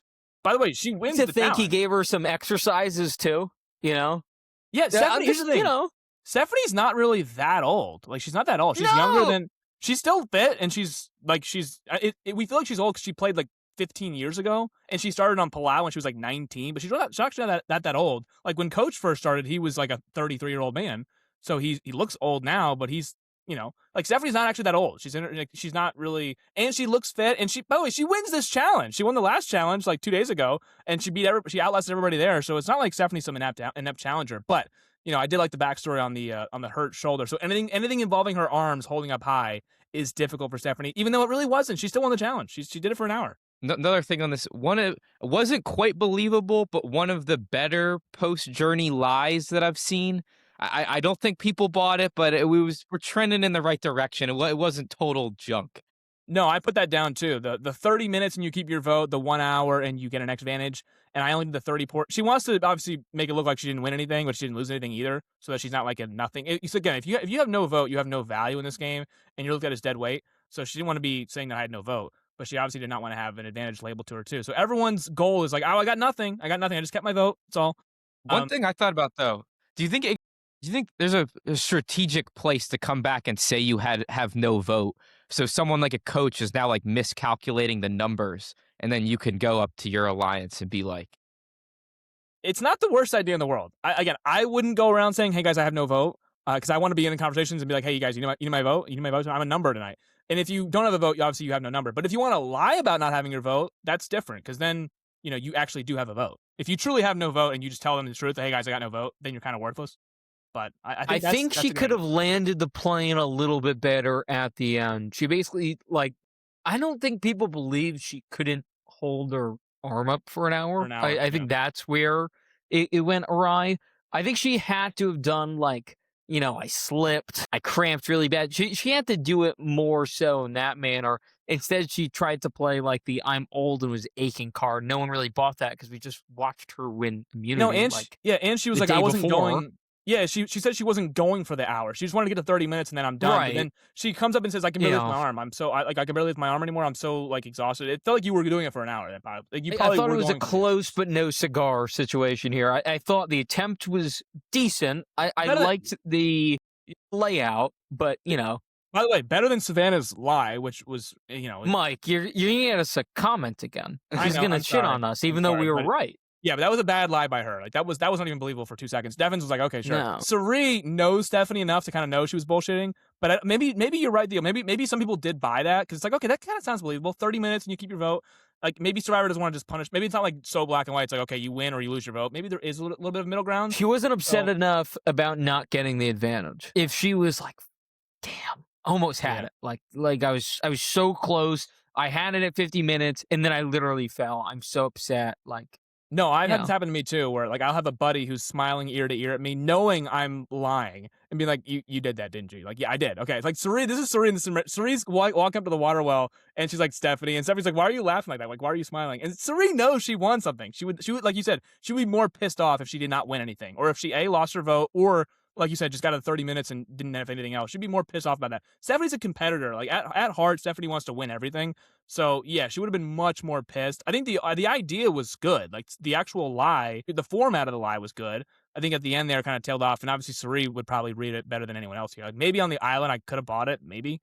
Sari obviously is not one that'll get you. That won't get past her. Well, there's no one to cross-reference with, right? Because everyone that's gone on the journeys is now out. Like it was They're Colby, it was Savannah, it was Q. I guess Ozzy's still here, but Right. And that was more of like that was a tribal, you're looking for supplies. I guess it was a journey technically because it was, it's coach gets the supplies. yeah, you I don't think get they the extra called vote. it as such, but I know what you mean. It felt like it was a different category. Yeah, regardless. you're still going on a boat and you're going on a journey basically. They just called it the Tribe Supplies Challenge, but it really was a journey challenge. Like at the core, even though I guess Ozzy and Q didn't compete in the challenge to win it, they actually just negotiated it. Like coach won the challenge, didn't get the advantage, just got tribe supplies, and then they actually did nothing, just spent the night. And it's like, hey guys, one of you is gonna get an advantage just by being here. So we refused to do a 14-person immunity challenge that could have been mildly interesting. Instead, we get what I'm going to start calling the Survivor AI Comp Slop, which is basically you go through this obstacle course. There's probably going to be a rolling thing. There might be a tossing element. You know there's going to be mud because you need the visual of all these players just dirty and grimy. And then you're climbing up something, and then you're doing a puzzle. So it's the same old, same old. We split into two separate teams, blue and purple. We get Flippin', Joe, Steph, Ozzy, Devins, Christian, and D on blue. And then the opposition team of Coach, Tiff, Joe, Sari, Jonathan, Rizgod, and Chrissy. Christian finally has a moment, does pretty well at the challenge, the puzzle portion of the challenge in particular. He almost blows it, but nonetheless, he still sticks the landing and is able to secure the victory for his blue side. So now we split into the individual immunity portion where it is those 7 who just won. They're now competing in this classic, like, over your head, you're balancing the ball on this long, I don't know what you want to call it, like stick with a little area at the end. Yeah. How are you supposed to articulate this? I don't know. It's almost like the thing like You the can't. Trojan. Yeah, you can't. People watch the episode. If you're watching this, you watch the episode. You know what I'm talking about. By the way, this ruined Stephanie's story even more. It's the same part of your body. It's the same motion you're doing it, and she was killing it. She was shaking for a while, but she was still killing it. And this is harder than what she just did prior, at least how she explained it. So, yeah, poor Steph really just couldn't wrap up this story for her benefit. But regardless, people don't know exactly what advantage she has, so it doesn't really matter. Anyway, we get to the final 2 of Ozzy and Joe. Ozzy wins individual immunity. It is his 8th individual immunity. He is 1 away from tying Boston Rob for the record of 9. I was stunned Ozzy didn't have this already, to be honest. Were you guys? This was pretty shocking to me. No, I wasn't. Well, here's the only reason why I wasn't. Did you know surprised. prior? Well, I knew he had 0 on Game Changers. They did the Right. But did you know he didn't have the record prior to this? I think I did know that. Yeah, I think I had knowledge before that, but I assumed that was because of the 0 on game. I think he was the first person out of the merge, or second person out of the merge. second member of the jury in Game Changer. So he lost that immunity challenge to Ty of the you're hanging onto a pole, which is Ozzy's the challenge. one he never lost prior. He never loses. It's like you're just hanging onto a tree, basically, which Ozzy can do, obviously. He did lose that to challenge to Ty. So he had 0 on Game Changer. I believe he had 2 on South Pacific, 5 on Cook Islands, and then maybe 1 on Micronesia, or maybe it was 4-2-1. I don't know exactly what the breakdown was, but I know he had 1 or 2 on South Pacific, and then the majority of it was on Cook Islands, and then I think he had 1 in Micronesia, I believe. So he had 3 different seasons. He had immunity challenges wins. The 4th time he came back, Game Changers, no wins. He was out early in the merge on that one, and then this one he wins the very first. Oh, I guess it wasn't the very first. Stephanie did win. That's why I don't think it's too bad for Stephanie to not win back-to-back immunity challenges. So I think it's actually better that she didn't win this one. But Ozzy, super fast, Mike. Did you see the gashes on her legs? I didn't. Were they bad? Unbelievable. It was crazy. You have to go back and look at this. They are so massive. The only time I've ever really seen something like this for my own legs, when I got slide tackled in a soccer game and the cleat imprint was on my leg and I have this big gash going down. She had that on both of her legs. I assume it was from some portion of the challenge. Part of the challenge. Yeah. I think maybe her climbing up something or going through cut her. I'm not totally sure, but her legs were jacked up at the end of this, and I don't think they were prior. But anyway, back to Ozzy. I just needed to throw that out there. Well, back to Ozzy. I'm going to once again take a little bit of a celebratory victory lap here. Ozzy, you can today. This is a deserved victory lap today out of you. Well, here's the thing. Ozzy, Christian, and Emily finally won something as a tribe. They obviously won the reward, tribal reward. And then individually, Ozzy finally gets it done. It kind of proves that he still got it. In 2026, I'm like, okay, he is still a physical threat. Like, he's still a physical competitor, even at the interesting thing with Ozzy, he's actually not that old. He just looks old. Like we said in the trailer, in the finale of 49, we said, oh my God, Ozzy looks pretty old, doesn't he? Like he's actually in his 40s still. Like, if you believe it or not, he's like I think he's late 40s. Or maybe just turned 50 or 51. I don't know. He's not as old as you would think he is the point. But I was really surprised. I did not think he would win this challenge. I know, again, he's good with endurance comps. So is Joe. But the balancing portion of it made me think, D kind of has his in the bag. Christian's obviously good at endurance as well. So this entire group was good at endurance comps. But how about Ozzy, though? Last time he won was South Pacific 15 years ago. I believe at the Final 5, which was to kind of punch his ticket to the Final 4 and nearly get to the Final 3 in that season. So it's been a long time coming for Ozzy. Back in 2011 was the last time he won an individual immunity challenge, and now here we are in 2026. Who could have imagined that happening? Obviously, you got to get to the merge first and get to the individual portion of the game to even win this, set yourself up for winning this kind of challenge. But we talked last week about how Stephanie, it was like 19 years or whatever it was from the last time she won an individual immunity challenge, because she obviously won nothing on Heroes versus Villains. It had to be either Palau or Guatemala. And then Colby, who obviously hasn't won anything since Australian Outback, it had to be one of those. And Ozzy said, hey, I'm still an old guy here too. I can win some challenges. One thing I want to get to with the challenge, by the way, is how we got the 2 groups of 7. So Jeff says we're going to do an old school style draft. I sit up. I'm like, this is awesome. Like, I can't wait to see this. I want to see who the last pick is. And then they just don't show it at all. And it's like, I was interested to see it. I think there's a chance, like, it can kind of affect tribe dynamics. I mean, if you've ever been the captain in the schoolyard, you lock eyes with your best friend. He might not be the best player. You might want someone else. You lock eyes with him. Sometimes you just have to pick them. So I just kind of wanted to see how that worked. I don't know. I feel like they could have edited that in, given us a minute. I was just curious. I wanted to see the order of who got picked. I wanted to see how that went. So I was disappointed that we didn't get to see that at the beginning of the challenge. But yeah, by the way, they do edit in the part where when you win individual reward and you pick who to come with you usually pick about 2 or 3 people, and they do bring in the order of which, like, they edit that in there. Like when Q famously left Liz out of Applebee's, he had to pick 3 people before that. So he passed up on Liz 3 straight times in that challenge. So when they do edit the part where it's like, hey, you win the reward. Now it's not a schoolyard pick, but it's, hey, who are you going to bring first? Who are you going to bring second? Who are you going to bring third? They could have done that for the schoolyard pick, could they not have? Like, they couldn't have squeezed like 2 minutes out of there. They had to get more brownies. And if you look at the teams, doesn't it feel like Jonathan picked the team he thought he could beat in the next comp? I thought that was interesting too. Because if you look at Jonathan's team, it's very weirdly constructed. It's definitely not based on anything game-wise. It's not like I'm going to have some great puzzle people, because they had Chrissy and Coach on the puzzle, which I thought was kind of weird. Physically, the only above average physical person they have is Jonathan, right? So I didn't really understand how he crafted his team, and I would have liked for him to say, hey, I did this on purpose, but that's another thing we never got to see. We'll never know. They didn't show us any of the schoolyard pick, which I wish they would show us more of, but I guess we had to get more of Jeff talking about the Chinese takeout and the brownies.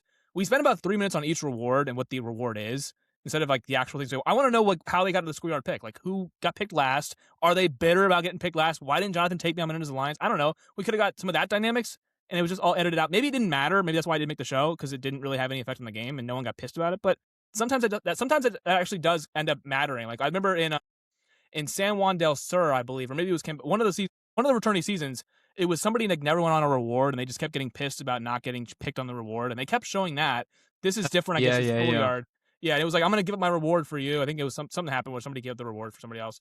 And that kind of caused like why would you do that? Like, you're not even working with them. So I guess in this case, it's not like that, but even a schoolyard pick, you're going to pick somebody who you think you can beat in the next portion, but you obviously need them in the first portion. I wanted to see how that dynamic would have worked and the thought process of the captains and why they would have went through each pick. But I guess that was not interesting enough to make the episode. They left 3 minutes at the end, though. The credits were all up on my screen at 8:27 Central here. Like they could have fit that in there. Yeah, it was there. And then, this is Survivor. Like, not everything needs to be important. Like, that's kind of how they edit the show, is they show you some things that matter and some conversations that don't, to leave some type of like element of surprise. So there was no reason for like for Jeff to even like us to see him saying it's a schoolyard pick if they then weren't going to give us any of it. Like, no, each week they give us some dead ends. Even if that was a dead end, I want to see it. Like, I want to see what that was. Even if it amounts to nothing in the future edit, I want to see what it was like. I think Conspiracy X has to make its first appearance of the season. I thought it was Conspiracy Bill. That's not Conspiracy Bill. Conspiracy X is here. First conspiracy. So walk with me. Season 1 of the show, Jeff's rewards were terrible. And that is why we have the line like worth playing for. Because season 1, the rewards are just pitiful. It's like, they weren't worth playing I believe one of them was like 1 beer. It was like 1 Bud Light or something. And they were like, we're not doing this. Like, why would we do this? We're not going to play for 1 Bud Light. And they had to change everything around. And that's why most of the time now the rewards are extravagant. By the way, that should have been obvious from the get-go. I don't know how they made that mistake. But regardless, that's why he's always like, worth playing for. And we have this like, jumbo-sized reward all the time. I think Jeff is so scorned by that event from, 25 years ago now? That is why he has to really hype up how good these rewards are. They have to be the biggest and best all the time. Because he needs not only the viewers at home, but himself to feel like it is worth playing for. It's actually worth what he's saying, right? It's stupid. It's minute. But I believe it's right, because why the hell else would he keep doing it week in and week out? Obviously, sometimes it's for promotion. But it's so incredibly self-indulgent that it's hard for me not to believe there's not an ulterior motive to why he's doing that. So that's Conspiracy X's conspiracy there. No, I put on my notes last week that this Applebee's explanation of the reward was far too long, like 2 minutes too long. I think it was like a 5-minute It was seductive. It was ridiculous. It took up like the entire thing. It was unbelievably I long. never need to hear the Jeff sexy voice ever again. It would actually make me want to eat far less when he's like, right, the way he's explaining it. The shark ball. And you get the cheeseburger with the melted cheese. And oh my God, the French fries covered in salt. And what's better than Chinese takeout? Brownies. And then they get the faces of all the people. The like chocolate-covered brownies. And his eyes are rolling to the back of his head. Like, he's doing the thing with the hand. What are we doing? Yeah, I thought this was a family show. Isn't that why it's so much worse now? It's a little bit weird. It's like very seductive voice, which I don't like that voice at all. And I don't need the slow motion of, like, get it out. I want to hear what the reward is, but then let's get to the actual challenge here, because I don't need to hear like 5 minutes of the reward. That one last week, Applebee's felt more like promotion-based. This is just Chinese takeout. Like, let's get to the point, right? I could be wrong on this as well. I feel like this isn't like a common reward, right? I don't remember the last time we did Chinese takeout. No, Chinese takeout's been a minute. But yeah, so I appreciated that. AI slop challenge, but at least we get a good, unique reward. Unique reward. Yeah, a unique reward. I just don't need him talking about it for 4 minutes. Like, it's Chinese takeout. By the way, are we ever... I don't know if this exists, to be honest. I'm not cultured enough in the region in particular. There has to be some sort of like Fijian delicacy, right? Oh, yeah. Something. Yeah. Yeah, Like, we could use that, right? We've been on the island for that's the thing. 5 They've been on years the now. side since they've been using it since like these seasons. I believe not Dave versus Goliath, Millennials Gen X. So the last time they were in somewhere that was not Fiji was Koh Rong, and that was like 3 evacuations. Caleb almost died. So they're like, okay, let's stick on Fiji. Fiji's safe. But yeah, in the since season 33 to now, that's 17 seasons. So it's about 9 years. They haven't once done a Fijian like local reward. Like is it that bad? Is the Fiji food that bad? Like I feel like they could have gotten some fishermen to come fish and cook instead of Zach Brown, or I'm sure that would have been way better. I'm sure they're gonna be playing for Mr. Beast Burgers in 2 weeks. Like we could swap that out. Well, Theo, fishermen did, because there's the anchor at the bottom, so that did happen. We just had to pretend Zach Brown did it. So, but I did love the old rewards where there would be like a local.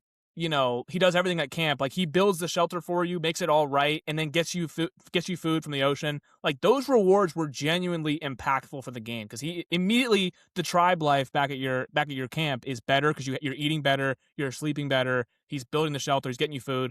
Like those locals who knew what they were doing in the island. I guess Zach Brown knew what he was doing. He did cook them some food and spearfished and sang some songs. But yeah, I agree with you. It would have been much better if they just got like some local person that knows what they're doing truly ins and outs, and that's a massive reward in this game. I know it's only 26 days, so I guess you can't really do that. In a 39-day game, like that's genuinely huge when you get that kind of reward.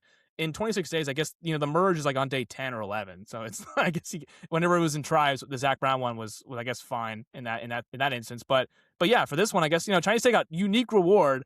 I just don't need Jeff talking about it for like 5 minutes in my ear. I'm like, oh, let's just get to the challenge already. Like, you're wasting time. Well, you could have seen the schoolyard pick, and you're talking about Chinese Takeout and brownies. And if they're going to sell out too, like instead of selling out to Applebee's, like I'm sure the Fijian like tourism board would like send them some money to put the guys on like on an awesome reward that like makes Fiji look awesome. Like there's ways to do this. We said this last week. Yeah. You don't have to just do Fiji, because one of the funniest things the show's ever done is call a season South Pacific. The reason that's funny is all their locations are in the South Pacific. They're all the names of the islands. Fiji's the biggest one, I believe, in the middle, unless you count New Zealand. I don't know. New Zealand's down more. I don't know if it's considered South Pacific. Regardless. So you have Fiji in the middle. You have Samoa. You have Tonga. You have the Cook Islands a little further out to the left. You have Vanuatu. You have New Caledonia or something to the left as well. You could also just do the thing they used to do all the time. Do a little helicopter ride. You can go to Vanuatu. You can play the B-roll from Vanuatu. You can go to Samoa. You can play the B-roll from Samoa. You can go to Tonga. You can play the B-roll from Tonga. Like, this is not hard. Well, here's the thing. That's all out of the budget. We can't do that costs money. Yeah, I forgot. We can't even get it. No, here's the thing. We can't even get a helicopter. I don't remember the last helicopter reward they did. Was it? It's been a minute. Has it not been? When was the last helicopter Mike, reward? the oil prices have gone up. Yeah, you're not wrong. But we're in the low budget Survivor where helicopters across the islands to Vanuatu are no longer in our repertoire. That's not in our budget anymore. Sorry, we could do that in season 2, but not anymore. Yeah, I mean, you might as well write your strongly worded emails to CBS, because this is just getting out of hand. Here's the thing. Again, it's glass half empty, but I do like that they at least did a unique reward. Like Chinese Takeout's been a minute since they did that, so that's cool. Yeah, I liked that. It's not just we're going to the sanctuary where good things happen and we get the Jeff seductive voice. Like, enough of that. I'm so sick of it. At least if they did it back to camp, they didn't have to go to the sanctuary to do it. They just they ate Chinese Takeout back at camp. It was like, okay, that's cool. I didn't need the whole spiel. We didn't have to pretend that this, it looks like the sanctuary was made from Home Depot 4x4s, that this is some awesome place. That's the other thing. They can't even make the sanctuary it doesn't look that cool. I don't know, like paradise looking. Like, we can't even get palm trees around it. We can't even get it dolled up. It looks like a wooden hut, if you will. I don't know how else to describe it. That's what it is. Yeah, it doesn't even have real furniture. Like, it should have a couch and TV and a recliner. It's just... There's no color. Get a hot tub or something? Yeah, they couldn't do any of that. Maybe one of those water fountains in the front too. Nothing. No, they couldn't even afford. They leash at the bare minimum an outdoor shower. Yeah, at least an outdoor. Again, they could not even afford legitimate furniture. Like you said, the furniture is just it's not actually. There's just seating. Did they sit on the floor half the time? I think so. It's not like they got these nice chairs from a local. I don't know. They didn't get anything. It was just it's just a Where's hut. the Boston Rob statue from season 39? We can't bring that as their Easter Island monument in the front. They took a lot of time to work on. So I guess they're done doing that. But that would have been better than this. It looks like nothing. That's where the budget went. I think that was the final straw with the budget. They're we're doing this now. It was season 39. Yeah, since the 40s started, we got no. That was the last one. That was 39, and then since They then we blamed got COVID. I'm blaming the statues. the statue on Island of the Idols is when that was the last straw. We have now that nothing looks unique at all. The sanctuary looks like a normal place, just like a little hut. There's nothing unique about the sanctuary at all. It says sanctuary. But that's it. There's nothing good about it. It's just So you don't forget what it is. It says the name on it. Hey guys, this is the sanctuary. Well, what about it looks like the sanctuary? It's just a hut. There's nothing else here. We unfortunately have to get back on track We here spent because way we too have much time on Coach that. Part 2 here. We have the second part of our saga, which is kind of all we get post-challenge. It's just a lot more of Coach, and he is losing his mind. There's more haikus, okay? Yeah. And there's more like vague open threats about him being the Dragon Slayer and him ready to go to war and slay his dragons. I guess D is the ultimate dragon here. Yeah, move over, Brendan, from Token Chains. The OG dragon, Brendan. We now got, you can rest. We got D as the new dragon. D is here. We're good. We're good. We're good. D is here. Coach's big thing is like he needs to split these votes. So I guess he at least watched Heroes vs. Villains before heading out here because he is gung-ho on splitting votes. He wants it to be like 7-4 in a way. He doesn't want the players in the middle to be included. But based off that math, the only player he allocated to the middle is Christian, which, if you're the only player in the middle, why can't you include them? By the way, has he not seen the bromance with Christian and Devins? I don't think anyone on this beach is under the impression that Devins isn't working with Christian. But for some reason, Coach has not got that memo yet because he is kind of talking crazy shit about Christian right to Devins, where he's like, Christian's the flip-flopper, he's in the middle. I'm not sure where he got this narrative from. That wasn't exactly Christian's game on David vs. Goliath. I haven't necessarily even seen that from Christian here. Christian's kind of been with the people he started the game with the entire time, almost to his detriment that he's kept flipping around as kind of his second here. Was Coach like convinced that, I guess, I don't even know what Coach is convinced of. Is it stemming from the Mike White vote? Is that what he's getting at? It's not like he was there for that, but did he just see that Mike White went out and their buddies, Christian must have flipped? I just don't know where he got this logic. Maybe there was a Coach and Ozzy, talk that we never got, and Ozzy was still kind of pissed off at Christian and told Coach something. I don't know how Coach got that information, but he only says the people that are wishy-washy are Christian and Emily. That's the people in the middle. You don't see Devins with that 3? Like, that's not obvious to you? Like, that would be the most obvious thing to me. So, Coach, this is another one about, like, it's a little bit like D. You're playing on the forefront. You're playing so aggressive. You weren't able to, you're telling everybody everything. You were not able to discuss or to dissect that telling Devins it might get back to Christian. You didn't want to include Christian on the 7-4 thing. So Christian comes up to him and he says, hey, guys, Coach, I hear you're doing a 7-4 thing. And Coach is like, how the heck did he know about the 7-4 thing? It's like, well, you told Devins about it. You told everybody about it besides Christian and Emily. That's the only 2 people you didn't tell. Theo, he called himself the general. He literally called himself the general. This group of people had never voted as a group, so there was no middle. Like, nothing has been established between the 14 people or the 13 people that voted at Tribal Council. So I literally have no idea where Christian being in the middle came from. And the fact that he said it with Rick right next to him. What are we doing? I couldn't believe that. And for a second, I thought the coach was going to get voted out this episode. I couldn't believe he was telling a group of people, and Devins was amongst the group of people that he was telling. He's like, yeah, we can't tell anyone in the middle, guys. And, like, Steph was there, and, like, Jonathan was there, and I'm like, Devins is there. I'm like, what's going on here? Like, what's he doing here? It's like the meme. It's like, who is he? It's like, why is Devins in that group when you know he's in the middle? Like, I mean, again, quote-unquote middle. Wait, the middle of what? I don't know the vote. We now know the vote. Who's in the middle? I know. That's the thing. It should be 11 people, or 12 people, really. And then, like, D and Tiffany's votes are going to go on Coach. Who cares? Whatever. 2 votes go on Coach.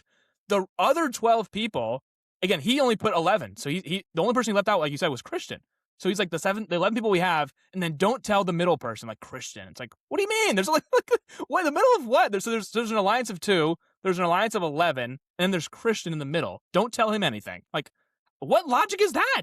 You're working with 11 people, so just none of them were supposed to talk to Christian. Like, what was Chris supposed to do all afternoon? If 11 of the players in the game could talk to him and, like, He didn't want Christian telling and D Coach is privy to the fact that D could use her shot in the dark. So what was Christian going to do to help D? If that's what he was worried about, what could he possibly have done? There's no out.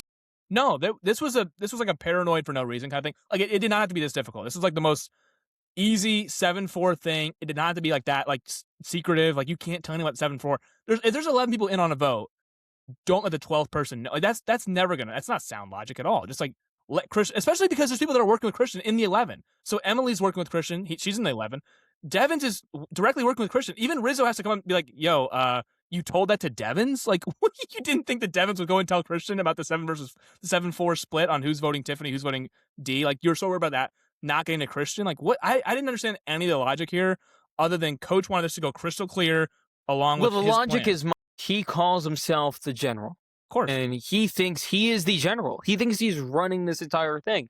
If you're Coach, I'm not sure why you want to be that guy. I guess it got him a botched final tribal away from winning the game. So I think that's kind of in his mind. What's funny is everything he's doing goes against that Tyson rant from Heroes versus Villains. He's wearing his feathers to tribal.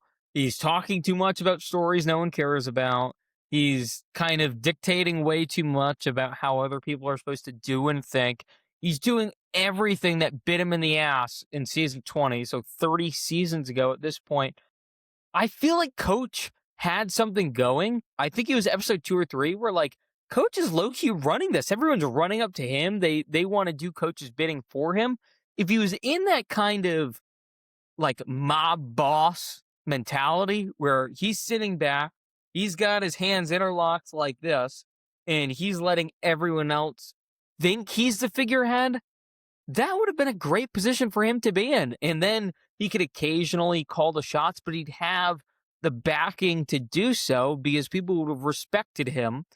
He's gone so far in the other direction where now he's playing so loose. He's so goofy.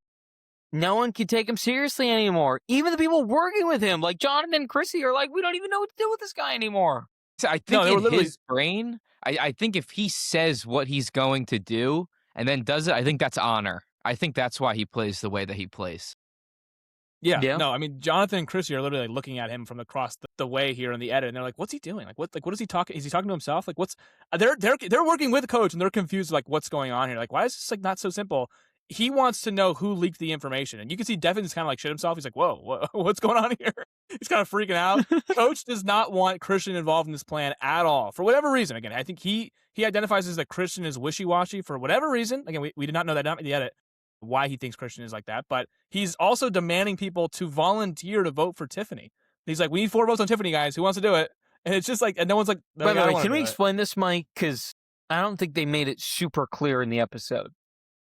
They don't want to vote for Tiffany because they know Tiffany is the one not going home, presumably. She's not going home. Right. So they don't want to vote for Tiffany and then have to deal with her the next day. Even though, obviously, Tiffany's not that big of a threat in any way right now. They still just don't want to deal with the fallback. You want to have as many avenues open at all times. So all of these people, especially like a Stephanie, who like maybe could rope Tiffany in for a vote or two, they don't want to vote for Tiffany and then have Tiffany upset with her because then she can't be an asset. Everyone wants Tiffany open as an asset just in case. Obviously, Coach is fine with voting Tiffany because that bridge is incredibly charred. But everyone else doesn't really have that vitriol with Tiffany at this point. Yeah, even Coach himself wants to vote for D. He's got the most vitriol with D. Everyone would rather vote for D than Tiffany, but like you said, they can't risk a Wentworth situation where there was like 10 or 11 Wentworth does not count, and then Savage goes home with 2 votes or 3 votes, whatever it was. So obviously Coach, watched Heroes Villains. He also watched Cambodia. He's like, okay, we are splitting this. There has to be an alternative. Even actually, Jonathan's the one who approached them and said, "Who's the alternative plan?" Because they're like, "Oh yeah, good point. We probably have a plan B here, and maybe Tiffany's the perfect plan B because she's kind of got no one besides Aubrey, I guess." So they're not really worried about Tiffany that much. But everyone, even Ozzy's like, "Yeah, I'd rather vote D out, but I mean, I guess I'll vote. I'll do whatever. I don't really care." It's just one of those things where you knew at this point in the game, D would be the unifying vote at the merge. It was just going to be who's the fallback plan in case D's shot in the dark did work, in case D had an idol, which she doesn't. Just whoever was the backup plan. And then it feels like Tiffany, there was nothing really like like you said, no one's really gonna be that upset about Tiffany being like pissed at camp. Like, what's she gonna do? Like, Tiffany doesn't have numbers. It's not like Ozzy when he got blindsided at the Mike White vote. Ozzy's got like Sari at the other camp and Devins and other people. It's like there's none of that. Like Tiffany's kind of has nobody besides Aubrey. So why would you be that upset about voting for Tiffany? I don't know. I just feel like the whole thing, the whole coach mob boss thing was very Boston Robbie, but Boston Rob had the buddy system, so nothing gets out. Like you're sticking with your person, so you're not going to even talk to the other side. But in this case, what is the other side? It's only two people that are left out of the vote, and then Christian, I guess you didn't want to be in the vote. It was just the whole thing was kind of like nothing. Like that's the thing. We didn't get that much content in this episode. We just got a lot of things that didn't really lead to. Like this was not that big of a deal. Like this entire 7-4 dynamic, it ended up being 8-4-1, which is exactly how we all thought it was going to go.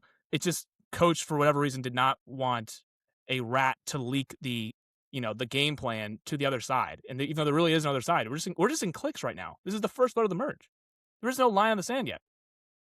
We got Tiffany content for the first time. I mean, this is like Love Island when the new bombshell enters the villa, because I'm pretty sure she wasn't there. I think she just got there yesterday. This was her first time because there was a lot of Tiffany and not a lot of it was interesting. And it's not really her fault. I have to think there was some post-editing here. I'm just throwing it out there. 100% there was post-editing. The first thing we got after the Chinese takeout was Tiffany being like, "I'm hungry. I want to eat. Damn it!" And I'm like, that made the edit. Like, really? Like, okay, she's upset she didn't get the food. Like, that was kind of like, it was like Tiffany overload. Like, there was a lot of Tiffany scenes where I'm like, okay, that didn't really do much, but whatever. So yeah, we got a lot of Tiffany's episode, which is obviously there's a crowd that wants more Tiffany on our screens, and they obviously got satisfied this week. But it wasn't like that impactful. Like, what was the Tiffany scene that like stood out the most? Like, it wasn't really that. We got a lot of Coach that made the, her vote was awesome. Her vote was pretty great. That was fun. Yeah, the self-righteous prick. You're a self-righteous hypocrite. Hypocrite. Yes, exactly right. So we got it. I'm glad to show Jonathan a skank at the beginning. That was right. Good. That was very good. Actually, I had that in my notes. She compared Jonathan to that Mean Girls book. I don't know if either of you watched Mean Girls. Probably haven't. But where you have the burn book. Yes, I have. You have. Okay. Okay. Perfect. I don't know. I don't know what crowd I'm in here, but. Great movie. It's a great movie. I've watched it like 5 times. But the point is, she compares Jonathan to the burn book of people that you have to write. She didn't go off on him explicitly after Tribal. She just kind of was like, I'm comparing him to the burn. He burned me. He is going in there. He's a skank. That bridge is done. Not really a plastic though, huh? No, he's not a plastic. I don't know what he is. I don't know what mold he would fit in, but obviously he betrayed her, so he is now on Tiffany's hit list. Yeah, I mean, scary place to be, I guess. I don't know. Yeah, we wouldn't know because we don't know really anything about Tiffany or her game right now. And it's unfortunate because it does feel so forced right now, but I'm not upset with her in any way. Like, I think she's a decent character. I like some of her bits as well. She has some good one-liners on occasion. But when you're trying to shoehorn someone in, it's going to feel shallow. And that was a lot of the confessionals today with Tiffany. A lot of them felt shallow. Yeah. And they're like, here, damn, like, take them, please.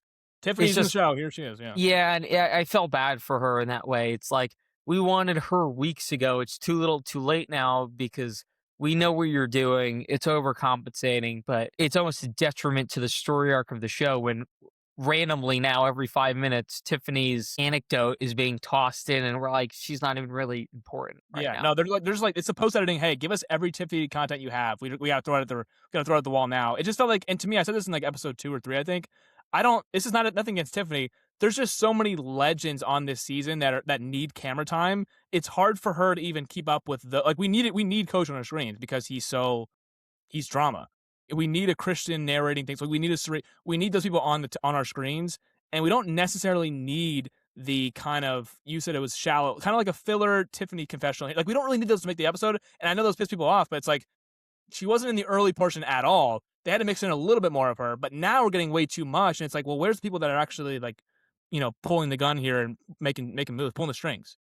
Most people, if we had a list of the people left, you could summarize them in like 1 or 2 words in what they've done so far in this game. What would Tiffany's 1 or 2 words be? Visible? Like that's not exactly, proactive. No. If we're just keeping it purely, not even from an editing standpoint, just on the island, E's friend. Like I don't know what we're supposed to say. Aubrey's friend, I guess. Aubrey's friend, yeah.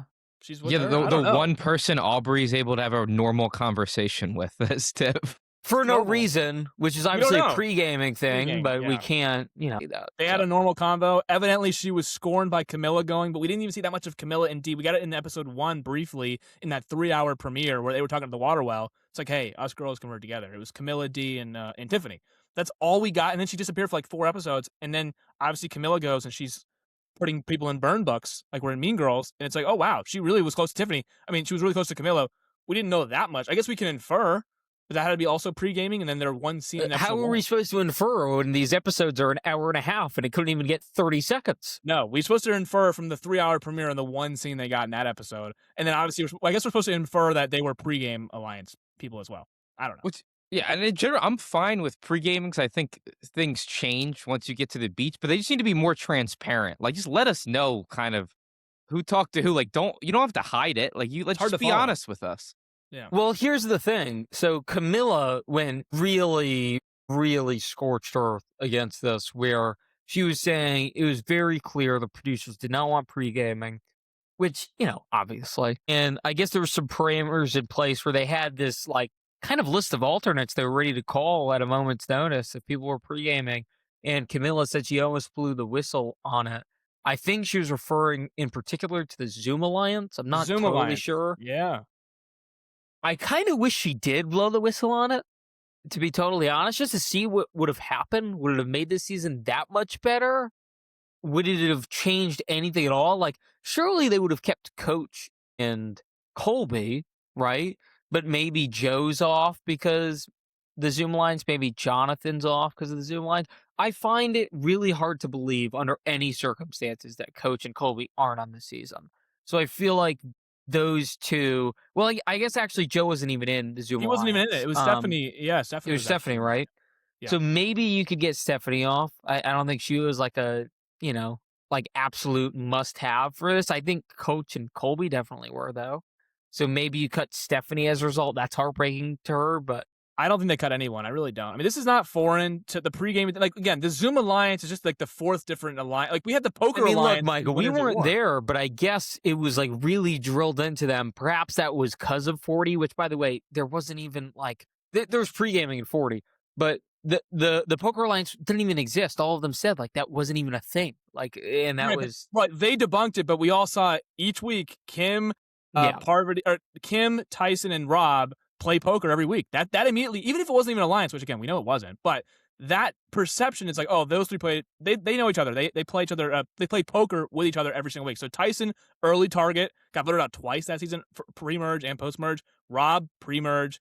Kim was able to kind of snake her way out of there, but they had big targets on their back entering the game because everyone knew they were pre-gaming. Everyone Poker Alliance, boom, and they were immediate targets because of it. Obviously, everyone was a winner, so they're all targets, but that was an even bigger target because and they I knew think that hurt 40, so I think this time around they tried to nip that in the bud. I'm just thinking from a producer standpoint here.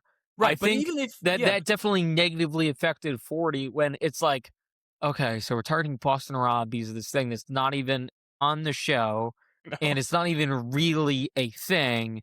Like, okay, this is dumb. And I think fans didn't like that. Obviously, even then, pre-gaming, was a no-no. I think we theorized at points, could you go stronger with, the NDAs, the harsher punishments?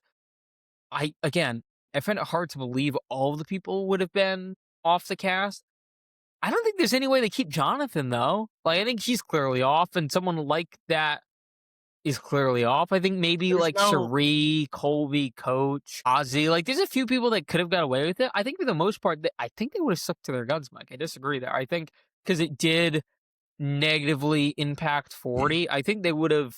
And look, there's so many people that could have called. It's not like winners at war, you're kind of in a bind. There's only so many winners, and there's only so many winners that even have interest in playing. For 50, we could have went to anybody. We could have been Raymond, that's his name now, right? We've been like, hey, you were our first one off. Are you ready to play, my man? Kelly Wentworth, we want you back. Amanda, I know you said no, but we're doubling your rate now because we had to kick off Jonathan, unfortunately. No, it was Ozzy that had to go. Ozzy had to go for Amanda to be on. I know. No, it's a but bummer. Still, but you get what I'm saying. No, but I do disagree though. I think there's no stopping pre-gaming. It's like you can't stop tanking in the NBA. There's not. No, you can't stop. You can't stop It's if you want to cut somebody from the Zoom Alliance, you got to cut somebody from the Nerd Alliance. Sorry, Aubrey, you were pre-game with Christian. You can't possibly do it. It's too black. If there's blatant evidence of it, I think that's where it's different. I think it's tougher when like Devins and Christian are just real life friends. Like you can't prevent them from being friends, but you could prevent the Zoom Alliance from coming together. Not really, though. Stephanie and Colby are real life friends. Coach has talked to, I'm assuming, Jonathan or Joe. I don't know exactly which. I think it was the first time he met Joe, but I believe I've seen Coach at these events with other people. Like he knows them in real life. Like, it's not like for sure. It's not like they met the first time on a Zoom. Like that did not happen at all. They're not, hey, let's get together on a Zoom and come down the Alliance. They know each other in real life. Sari and Stephanie know each other in real life. There was the blatancy of it that I think Camilla was pissed, kind of umbrage with. Yeah, sure, that's totally fine. But you can't stop pre-gaming. There's you can't like. Oh, now there is certain ways that if you're doing it at Ponderosa before the game starts, and there's like Sage went on this rant about it in 49, where it's like Jake was clearly pre-gaming with Blue Sophie, whatever it was. I don't know. I didn't see them directly, but we can kind of figure out the names like that. They have done that before, where they're like, okay, we have alternates on standby if that does happen. Where with an all returnee cast, they all got in the plane. They were all on the beach. At that point, you're on the season. If you were going to cut anybody, it would have had to been like it would have been different. They couldn't then get there and then see people talking because it's different on a newbie season. On an all newbie seasons, you can't talk before they hit the beach. On a returnee season, I mean, they all know each other in real life. It's like you can't kind of pull the thing. It's like, oh, well, you can't talk on until it's a little bit different on a returnee because again, they all know each other in real life. So on a newbies, I agree with you. You can absolutely cut somebody if they're doing that pre-gaming thing.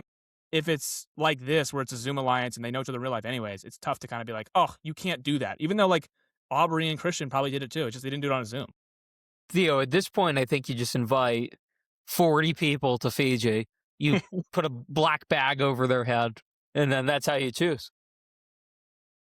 That's might be how to do it going forward. Yeah. You got to do something to nip it in the bud a little bit. I think, again, it's an intent thing. You can't prevent people from talking at meet and greets. You can't prevent people from just being friends with others. But if it gets out that it is like so out in the open where everyone knows about it, then I think you could take action. That's it's the thing. I don't want to be in the dark as an audience member about it. That too. Right. Yeah, there's no point of hiding it at this point because every single person that has been eliminated, the next day they get on Good Morning America, which I bet you has a bigger audience than Survivor. And they're just saying like, yeah, pre-gaming struck again. So who are we trying to hide this from? I don't understand. No. That's the thing. Like Stephanie and Colby, the second they hit the beach on Vachu, they're like, well, we know each other in real life. So we can, it goes without even saying we're in an alliance already. You can't prevent that. It's impossible. But again, with the Zoom thing, if there's evidence of it or not, whatever, you just physically can't stop. I think that what the Genevieve would have preferred somebody else from 47 on. Like that would have hurt. Like it's just one of those things where there's too many connections on different seasons. You can't prevent, like if you put Coach and Colby, who probably run the Zoom Alliance, and they were both also playing on Heroes versus Villains. Like you can't, like they already have a connection from Heroes versus Villains, not even Zoom. Jonathan I guess is the only one from 42. But if he was in the Zoom, that obviously helps him. But with Genevieve, it's like you're asking, why couldn't I get in a Zoom? Because I got nobody else from my season on. I got no Sam, I got no Rachel, I got nobody that I actually know from my cats at least. With people in the Zoom, Stephanie's in the Zoom, but Stephanie also played with Sari twice.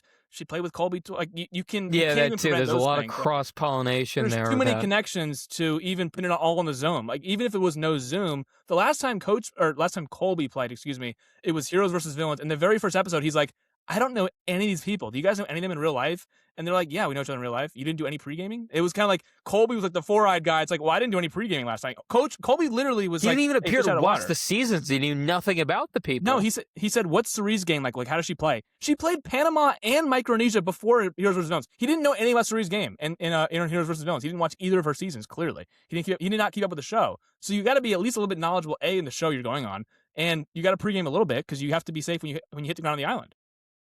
Yeah. Anything from Tribal stand out besides the vote being 8-4-1? D plays or shot in the dark. It doesn't hit.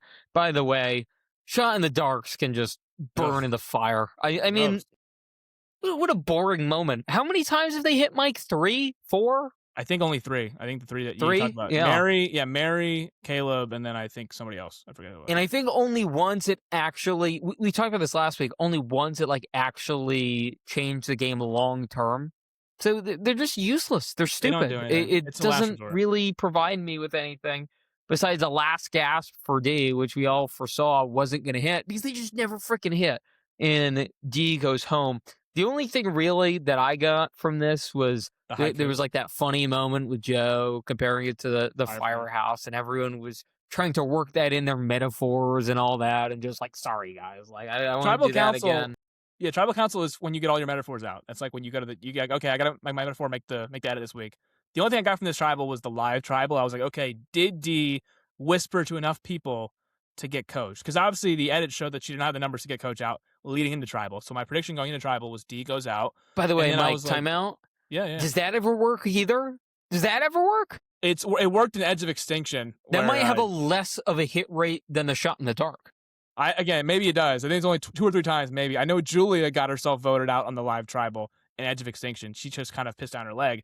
But most of the time, no, it doesn't really work. I think the one where Philip got out, I don't think it had anything to do with the live tribal in Caramelon. So rarely does this happen. There are live tribals. It's happened plenty of times. But does it actually affect what happens in the, like, you were started to do this, and the only thing that could have changed it is if D did something like Malcolm and came up and be like, yo, I got an idol, I'm playing tonight. You guys got to change your plans. Then the live tribal would have been like, okay, we got to change course here. Maybe now Tiffany's the vote. Somebody else. Do we take a swing on coach now? That would have changed the game. But all D has is a shot in the dark waving around. It's a 1-6 shot. That's not going to sway anybody. Like you said last week, you can't even really use those as leverage anymore because it's such a low hit rate. If she walked into tribal council like Malcolm did in Caramelon with an idol and wearing it, everyone's then like, oh, snap, we got to course correct here and not vote D out. But D just saying, hey, I have the votes, let's vote out coach, and saying it to Aubrey, saying it to Ozzy. It's like, no, you don't really. Yeah. I mean, the only fun thing else that I got from this was coach was kind of like the animatronic where someone put a quarter in every once in a while and he's like, I do this with honor. We fight with honor. The villains are in the shadows and I am in the light. Like, what the hell? Only in silence, the word. Only in darkness, the light. Only in dishonesty, the truth. So only in those 3 things. So he's the word in silence. He's the light in darkness. He's the truth in dishonesty. It's kind of a wide shot they showed at the beginning of just 14 people at tribal was pretty absurd. I enjoyed that. That was good. That was wild. Just 2 rows of people.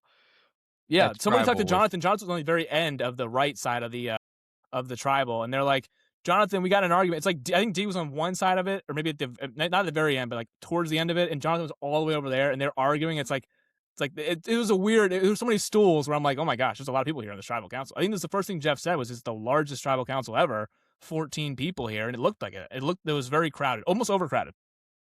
We got robbed of a 17-person tribal council last week. I mean, I'm still hung up on it, but that would have been nuts. That would have been literally insane. Yeah, by the way, the big theme of this episode is do not break people up into smaller tribes. It totally ruins the dynamics. We just want to see the people play with everybody. Yeah, I think this episode was significantly more enjoyable because of that, which is a good segue for our latest segment, the episode rankings. So last week we did a rating system, and now we can rank them, right? Because we have a new rating. And obviously we're doing this in the middle of the season, so it's a little wonky. But last week I gave the episode a 4.5. Mike, I believe you were a 6? 5. I was a 6 initially. 6.5. I gave it a 6.5. Okay, you bumped it up. All right. I did bump it up. Fair enough. I don't know why I did that, actually. Theo, let's toss you in here. This week's episode rating on a scale of 1 to 10.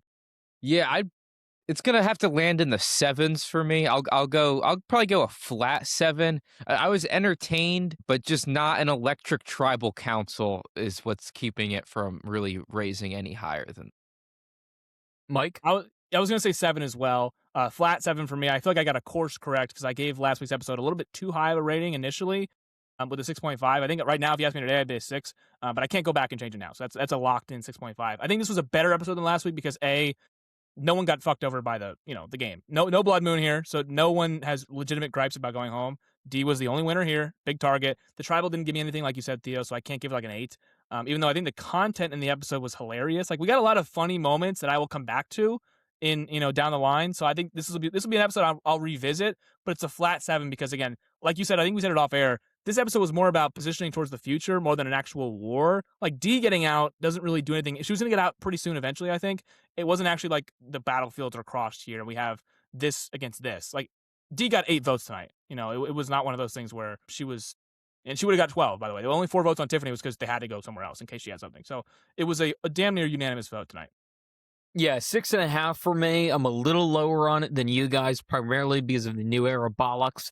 We get, a terrible journey. The challenge, I'm just so disengaged with these just copy and paste challenges over and over again. I actually thought the individual immunity part was interesting, and I would have been fine if that was just the entire comp with 14 people. That would have sufficed for me. But, it's just those new era things being thrown in our face that really hurt the ranking for me, and obviously the tribal, not a ton there, despite it being live. Not for a second did I think that was going to matter. So it's 6.5 for me. So now for the rankings, obviously, just because we've only done 2, this episode ranks better than last week's episode. We can go back and retrospectively grade the first few, so that way next week we have more of a compiled list. But I have a feeling that this will be one of like the top 2 or 3 episodes so far this season once we do that exercise. Next, stock up, stock down. We're going to do it a little bit differently this week. We're going to do 2 for each. And I want it in this format. I want you to give me 2 people that you feel better about before the episode started. So wherever you thought they were before the episode, you feel significantly better about them now. And then 2 people whose standing is just worse than what it was. And I want an extra person, one person that is a wild card that you just don't really know which way they're going. You don't know if they're going up. You don't know if they're going down. We'll start positive this week. Mike, we'll kick it to you. 2 people that you feel better about. I feel better about Rizzo, and I feel better about Aubrey. I'm on the Aubrey train now because I think, and I know I'm kind of talking about both sides of my mouth here. I wish that she kept the idol, but I'm also fine that she got rid of it. So I think now that kind of opens up her social game. She can kind of now rely on her past relationships, which she does have. Again, with Cirie, she played with Ozzy. She's now obviously pre-gamed with Christian. She's got Devin. She's got Emily. She can now kind of branch out. Obviously, she's with Coach as well, but Coach was like, you got to get rid of that idol. So now that she has the idol stick away from her and it's kind of gone and back into play, I think this opens a lot of doors for Aubrey to kind of connect with different people. And then I think Rizzo, because I think he's positioned himself really well. So heading into the episode, I did not think Rizzo would have as many options as he did, so many doors open as he does. And also, I think that losing Dee doesn't actually hurt him at all, because Dee was just kind of spreading his information, spreading his secrets, and now Dee's gone. And I guess the only person you have to worry about is Emily, in terms of spilling secrets, who he's not even directly working with. He's kind of working with through Cirie, so he's not like directly linked to Emily. And if you're directly linked to Emily, it's like poison in this game. You're going to be the one going home if you're directly linked to her at all. So he's like safe enough from the jellyfish that is Emily in the water. He's not that close to danger with her, and I think he's in a good spot moving forward because he's with Cirie and Ozzy, who are bigger targets than him, and undoubtedly they're bigger targets than him just because they have played 5 times. And then again, he does have an idol, so I think that he's in a better spot today than I thought he was going to be into the episode. Theo? Yeah, I'm going with Rizzo and Ozzy. I mean, they came off exile last week, which I didn't know how that was going to go. With the way the twist went down, I don't think they really missed anything. I mean, they got to skip 3 tribals, and I don't think they really missed out on any bonding, any type of information. And now I think they're both in a great spot, like Mike outlined the Rizzo case. And I just had to shout out Ozzy because I was critical of him in the pregame. I think he's playing a great game, and then he got back and won a challenge today, which that's what Ozzy does when he's at his best. So that was great to see. And he's playing a really good game in every facet. So I really like the spot both of those 2 are in. By the way, Yeah. neither of us said Cirie, but I just want to throw out. I mean, Cirie was obvious. I think we talked about it earlier. All 3 of us that Cirie's playing a really good game. It's not a stock up for me because I already thought she was playing a good game, but just another good episode from Cirie. Same. I also have Oscar as one of my stock ups here because he's Oscar now. He's playing different. He's earned it. I just really like everything he's doing. He feels like not just Cirie's sidekick right now. He feels like he's Cirie's partner. And I think that's the key distinction that has allowed me to appreciate his game a lot more. I think, Mike, you jumped the gun a little bit because I think, you're a fan of his. So you're trying to hype it up before we get the evidence to suggest that he actually is playing a good game, but now the evidence is piling up. So I can't really say anything bad about Oscar right now. And then on the other stock up, I also have a weird one here.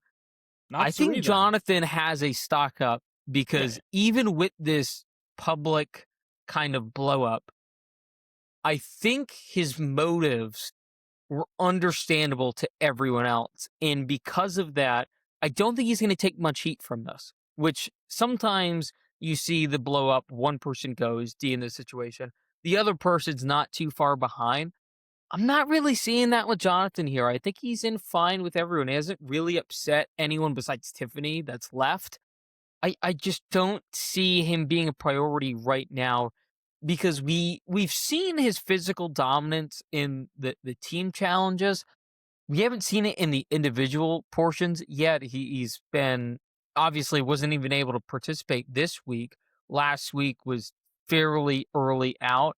So if he can kind of do what we suggested in our 10 questions, which is kind of skate by, almost pretend you're not this comp beast, and then turn it on a little bit later and maybe just win out or win as many as you can and kind of ingrain yourself with enough people that you can get by, I think you have a chance. So I want to give Jonathan some flowers there. I don't know if it's all intentional, to be honest, but I think he's falling upwards regardless. Now let's do the negatives, Mike. 2 down. Well, here's what's funny about real quick on Jonathan. I think you had him stocked down last week. I had him stocked down for a different lens than you did. I thought he would be a big target, primarily because we're now in the individual portion of the game. So that's why I had him and Diaz stocked down. I think you had him stocked down because of the move of getting out Camilla and the backlash. But right now, I kind of agree. I think he's actually in a really good position. The only person who he's really pissed off that's left is Tiffany. Everyone else isn't really scorned by him. So I think that won't actually bite him in the butt. I thought D would be able to at least poison the well on him a little bit more, even if it took D out, which we both suggested, like this move is going to hurt D. But I thought they would just be able to paint Jonathan as more of a target. They didn't really accomplish it. They just seemed kind of out of touch in a way because they're like, oh, we're so mad at you, even though we turned on you first, and everyone was like, "Yeah, what?" Like it was just a tough pitch. Yeah, it was. I'm looking at the people here. I'm gonna go coach for stock down because I think he could very well have claimed the orchestration of D's demise tonight. I just don't really care. Like if you're the one who wants to claim that move is yours, I don't love that for Coach's game. I didn't love the episode from Coach. So obviously this is before the episode started and now after the episode. So I'm lower on Coach because I think again he's rubbing people the wrong way that are even in his own alliance. So that I don't love. And my other stock down would unfortunately be my winner pick, Devins. I think that of the three here, Devins, Christian, and Emily, I think Devins is the first boot of the three. I don't know how it's going to happen. I really don't. I just think that him being with Emily is bad news. I think Christian is just the association of Christian. Apparently, people think he's wishy-washy and can't be trusted. Devins is kind of linked to him. I just think Devins is linked to people who are big targets, but they have some ammunition. Like, again, like Christian and Emily, I feel like are lesser threats than Devins just because they're so sloppy. I mean, specifically Emily is so sloppy that it might just be getting her by. I think I'm looking at it right now and I'm thinking, okay, Emily is playing. That would be my wild card, by the way. Not to jump ahead here.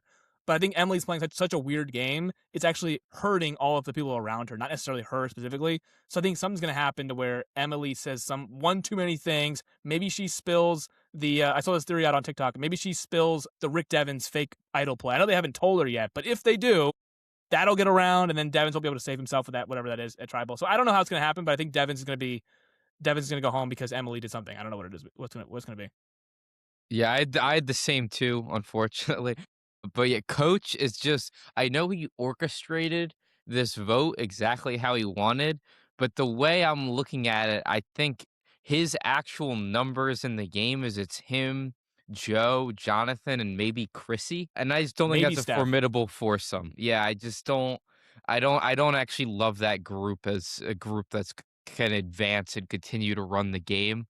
And that's like that Coach kind of the way he's going to advance in the game is by spearheading an alliance. And if this is his group, I think he's kind of cooked. Rick, I wouldn't go as far out as you and to say like his game is done or he's going to be out soon, but he definitely like a couple just foot in the mouth moments today. So definitely a stock down episode. Yeah, it's a triple play here on Coach. I mean, I don't really have much more to add.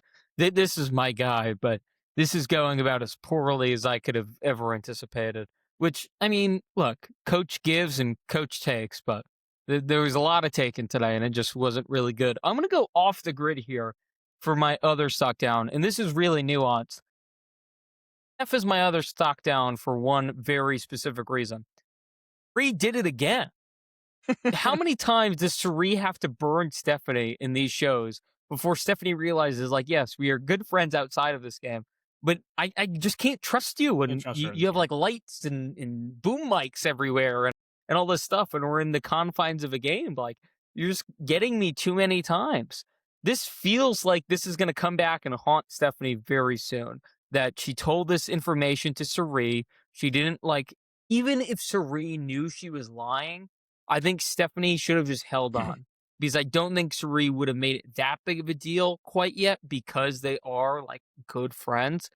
I think her telling Sari just opens the door for Sari now to tell Rizzo, Ozzy, and then that to get over to Christian and Flippin and Devins and all of this. And then she'll be targeted because of her advantage because they don't know what it is. So I just think like that was just a disaster on her part, not being able to keep her mouth shut when she really had the opportunity to do so. And like, would it have worked? I don't know. I have no idea. But I think it would have been worth a try to keep information a secret. We haven't really seen anyone try to do that play yet. So I think that could have been decent. I want to transition to my wild card though. And this was tough for me because there's a few people where I'm like, I don't really know what's going on with them.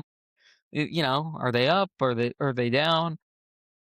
I think I've landed on Aubrey for my wild card because look, as good as I think the move was to get rid of her idol, I don't know if you caught this. This was very like blink and you'll miss it. When Jonathan said like, who else can we do for the vote tonight? Like for the split, like outside of Yeah. D. Yeah. The first name that was brought up was Aubrey. Yes. And I thought that was kind of telling what they think of her. Perhaps that was purely rooted in the idol. I think I so. think there's also a fear, though, that she could turn back the clock and that strategic element of her game could come out. Right now, I'm going to be totally honest. I haven't seen a shred of good Aubrey strategy. Like, I haven't seen it yet. So that's why it's a wild card for me because I didn't see it on the edge of extinction. I saw the negative elements of it on Game Changers. Yeah. I'm like begging to see her make a positive move. Like, I guess this constitutes she had to be told by multiple people Yeah. to do this. So yeah. I don't really know if she can take credit for that. But yeah, I still think there's like something there with her. I do. I just need to see it at this point. So that's why like I don't really know what way to feel about her. You know, in the middle wild card for me. What about you, Mike? I thought you were gonna go with Joe. I get the Aubrey thing too. Like it's kind of weird right now. I think it's both. I think that they view her as expendable. I agree, but I also think that they want to be like, why don't we just get Aubrey out? And if she goes on with the idol, it comes back. And I think it has to do with the idol for sure. But I do think even without the idol, I think they still kind of view her as expendable according to the group and the hierarchy of where they are in the alliance. So I think it's kind of twofold. My wild card, I kind of spoiled it earlier, is Emily because I really have no idea. Yeah. I mean, she's truly a wild card because I don't know who she's aligned to. Like, if you told me, gun in my head, who is Emily's allegiance to? I think it's with Christian and Ozzy. Like, I don't know for sure though because she's not really helping. Like, honestly, in the 7 episodes we've gotten so far, she's hurt Christian's game in episode 3. She's hurt Ozzy's game, and she's thrown his name out twice in episode 1 and 2. Devins, I think that's possibly looming. I don't know, but it doesn't mean like I don't think she's on like good. I think she's on shaking hands with everybody. I mean, again, I don't know who Emily is truly aligned to. I thought last week, okay, her and D are linking back up. They worked together on 45 briefly. Now they're working together again. She obviously was not helpful for D's game at all. D's gone. So I don't know really who she's fully with, and if she is with them fully, does she actually have their best interest at heart? Because it feels like she's inherently, accidentally or not, she's not really the best alliance member in the world right now. Yeah, so I was thinking out loud earlier about like who's in the middle. I think there's the coach faction, there's Christian's faction, and there's Cerie's faction. And I would say it's kind of Aubrey and Tiff that are the middle players, if there were middle players. So I'll go with Tiff as the wild card. I know she got a couple votes today, but as we see, like that usually doesn't matter. It won't have carryover. Like by the next episode, there will be new threats. Someone will piss people off. So I think she could kind of play a middle game here. I don't know if she's strategic enough to really drive any votes from the middle, but I do think she can at least shake some things up.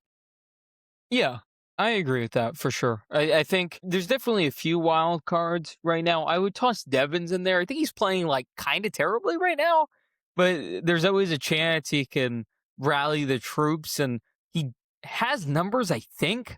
So, if it does get late and he is playing a little bit better and they think he's a threat, he obviously has the fake idol play. So That has that to be could be something, historic. right? It has to be. Has to Yeah. be. Yeah, because they revisited it today. The one thing I would say, and it's kind of to echo your point, Theo, about Tiffany, next week's trailer, not to go and jump ahead here, but it looks like another one of full coach episode here, where maybe he pisses off more people, and maybe that his threat level rises, and maybe Tiffany's able to kind of skate under the radar for a little bit. Because like you mentioned, the votes don't really carry over. Like Tiffany's always going to be like an option, like an alternative backup option, but she may not be like the very first, like we're targeting Tiff option. She might just be like one of those, okay, if this goes bad, let's kind of, as a safety. Why would you Tiff target Tiff at all? There's no point right now to even do it. It should just be like if we need to throw votes on Tiff, we could do that, but because she's not working with anybody. But why would you actively be targeting her? So like you said, like she's just the perfect goat in my opinion. There's no reason to try to vote her out right now. Because now it's been proven that you can kind of get her out whenever you want. So it literally, yeah. You want to target people who you are actively working against. So next week, I think for the future of this game, you're going to start to see lines be drawn. Maybe somebody's able to grab a Tiff as a number, and I think that's why she is a good wild card out there. Because we don't know. Again, she's kind of a free agent. She's pissed at Jonathan, so maybe she won't go with that crowd. But what other crowd can reel in a Tiff, and then maybe is that used to get out of Coach, who she obviously wants to get out of Coach. She wrote Coach, and I think we said it off air. Was it 3 exclamation points or 2? I guess it was only 1, but she wants to get Coach out. Yeah, I guess she wants to get Coach out. But it looks like next week's episode is another big Coach highlighting episode. If they're showing him so much, my guess would be he's going to be, possibly 11, 12, 13. I don't know how it's going to be, but I think if they're showing Coach this much right now, maybe his time is coming to an end here shortly. This is ours here on this podcast. We're in the home stretch here, but we have one final segment, one bold prediction for the rest of Survivor 50 here. So now we, I guess, finally have like a real merge. So post-merge, we've seen half the season. Now it's time for our one bold prediction into the finish line here, into the conclusion. Mike, you are going to despise mine, so I'll start to give you guys a little bit of time. My one bold prediction is that Ozzy's game falls apart. And here's why. It's incredibly simple. Ozzy is playing a near perfect game. I am so impressed with him right now. It's not even funny. I think he's been masterful. I think he's pushed the right buttons at the right times. He's gotten in good with flipping. He seems to have a fine working relationship with a Stephanie. He's cool with Christian and Devins, I believe. And then he has the Cerise Wizard of Oz alliance with Cerise and Rizzo. I think it's just simply too good to be true, because prior to this season, we've never even seen Ozzy play an above average strategic game. Right now, he's playing an elite strategic game. I just don't see how that lasts. I see a misstep in the near future that unfortunately ruined his chances of finally winning Survivor. That is my bold prediction. Ozzy's game falls apart here post-merge. My bold prediction is that it's not really bold per se, but I think Jonathan this season is going to make some moves, and it has all to do with strategy and social game. I think they're highlighting Jonathan right now as this totally different edit than we've gotten in the first season, where he was great at challenges, cool, but he had no strategic game really and no social. I mean, he was not a bad social player by any means, but this season we're getting a totally different Jonathan. I don't think that's for nothing. I think he's going to make a move strategically. I know he's already made a move by kind of voting out Camilla. I think he's going to course correct and actually vote out some of these honor and integrity guys. I really do think that he's going to be able to turn on these guys when the time is right. So maybe he'll backstab somebody in this group, Joe, Coach, Chrissy, I don't know. But I think he's working with them for now because he knows how they play. They want to stick with the guns here. I think at the end he's going to make a move and possibly position himself to get to a final tribal council. I think he's playing a good game. I'm kind of course correcting here because I was down on Jonathan because I said at the merge he's going to be easy pickings. He's the meat shield here, but the second he loses an immunity, you're going to want to get after him. I think this is going to be a different version of Jonathan here. That's why it's kind of bold in the same sense, because I don't think Jonathan's going to be winning immunities to the final 3. I don't think that's the game he's playing this season. I think he's going to be like a swing vote guy and can kind of pick and choose if he wants to go with the Rizzo crowd, the Wizard of Oz and Cerise Wizard of Oz, or stick with the honor and integrity guys. I think he can be swayed by both sides. I really do. So I think Jonathan will have a couple more moves in him down the line here. I'll throw something out, which is that Tiff will be the last new era player standing in the game. Wow. Huh. Okay. So that's Rizzo, Emily. Yeah, they've been weeded down. I think it's her, Joe, Rizzo, and Emily, Jonathan, I believe. And Jonathan. Left from the new era. That's it. I think she'll weave the middle and outlast the whole new era, which will would really I don't think that'd be Who had that? a great sign. A great No, who had that on the And bingo I card? presume you think that is a GOAT path, not a Yes. actually like good gameplay path. Yeah, correct. I don't hate that actually. There's only a few So the left. I didn't even know OG's there was. taking over here. Yeah, that's actually a good point. There's only because Christian and Devin's 37-38. That's not New Era. So you make a good point. So Jonathan, Tiffany, Emily, and Rizzo. That's it. Only Yeah, we're 4 down out to of the 5. 13 They're left. quietly like kind of getting dominated. Yeah, they are. Wow, I did not see that coming. My goodness. Yeah, good for Tiff, I guess. I mean, she has to be positively highlighted in some way, and not just forced either. But No. Yeah, it And is. by the way, what it is. that's Dee and Camilla out in back-to-back episodes. She was kind of a part of that 3. So still being here, I think she is in line for that GOAT role potentially as someone you can kind of drag as a number, a very important, valuable number as the numbers dwindle. But yeah, can she win the game? I don't think so. I think we've exhausted everything from this past episode. Any final thoughts about the future of the season? I'm hoping that this Devon's Christian thing, this idol thing they have at Tribal, eventually comes to fruition. I am interested. They did not show in the trailer next week, but I'm interested to see what the heck this Mr. Beast thing is. Just kind of to get it over with. I want to see what it's like and just kind of like get. Is that next episode? I don't know. They didn't show it in the trailer. They didn't show the. I'm assuming he's in for the auction, and I did not see any auction in the next trailer. Maybe it is. I don't know, but I'm just kind of assuming he's gonna be there to kind of like auction off some things because the Survivor auction is back this year. That was kind of a. Do we you saw it in the think trailer. that there was kind of differing reports? Do you think they'll like dwindle down the Mr. Beast content? I don't foresee them doing that, to be honest. A little bit. They're gonna probably limit. They're not gonna have him spearfishing like. I don't think we're gonna get as much Zach Brown, as much Mr. Beast as we got Zach Brown. I don't think he's gonna be. Okay. You know, I think they'll limit it a little bit because I think they saw the negative reviews. That was like you said, A the light lowest rated dwindle, review. not a total dwindle. No, they won't cut out every single scene with him, but he will be on the island. I don't think he's gonna get a whole cameo. Like Zach Brown had like 4 Okay. confessionals. I don't think Mr. Beast gets more than 1 confessional. That's my hot take. All right. Maybe Theo? 1. I don't know. Maybe he won't get any. It's nice that we're merged now. I mean, it felt like for a couple weeks we were like predicting stuff, and then there was a twist, and everything we learned from the past episode just stopped mattering because new people were working together. But now we know what's happening. We know who's on this beach, and I feel like we can now finally like really properly analyze and predict things, and like everything we learn is actually gonna like matter in the next couple weeks. So excited about that.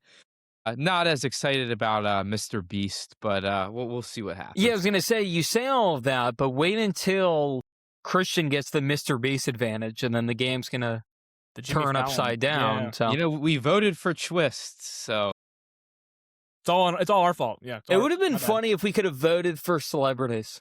We're like, no, we don't really want Mr. Beast. Actually, No, we'll go somewhere. no, we're good. I just feel We like don't want Zach Brown. We want Drake, We want John Morrison. You know, David versus Goliath alone. former player. That's who we want. Yeah. like for 50, like the biggest slam dunk was there was players from this season or players that didn't make the season that lots of people wanted to be on the season. And like the perfect place to incorporate them is like where they're incorporating these celebrities or like when it's in Yes. the hands of the fans. Like what if you let like a big time player like a Tony or a Park who's not on the season, like if you let them like decide what the twist was going to be, I feel like everyone would like it way more.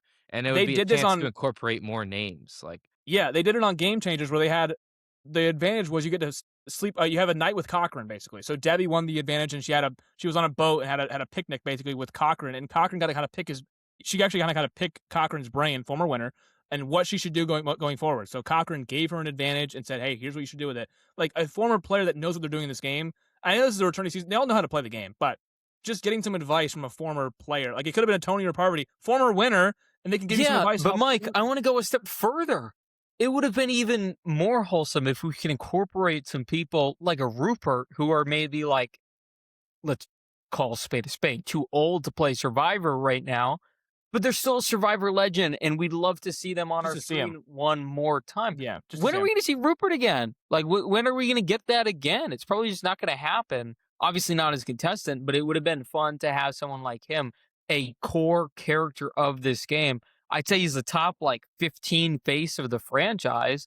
You bring him in for a little cameo. let them go on Like, reward. obviously, Boston Rob's a layup. He's probably never going to play again. If you had a fan vote of, hey, do we want to see Zach Brown reward challenge or a Rupert reward challenge? If we Yeah. actually got to vote on, if the fans actually got to vote on things like this, Rupert would win in a landslide. People want to see Rupert on our screens. No offense to Zach Brown or Mr. Beast. I'd rather see Rupert have the auction episode here coming up here instead of Mr. Beast because I want him on my screen again. We're going to see Mr. Beast on our screen all the time. Rupert is. You could have had like a Tina. You could have had these people that are definitely like older, but still like would be very much welcomed on our screens. Totally agree. They could have done that, but they didn't want to. It's our fault. We voted for it.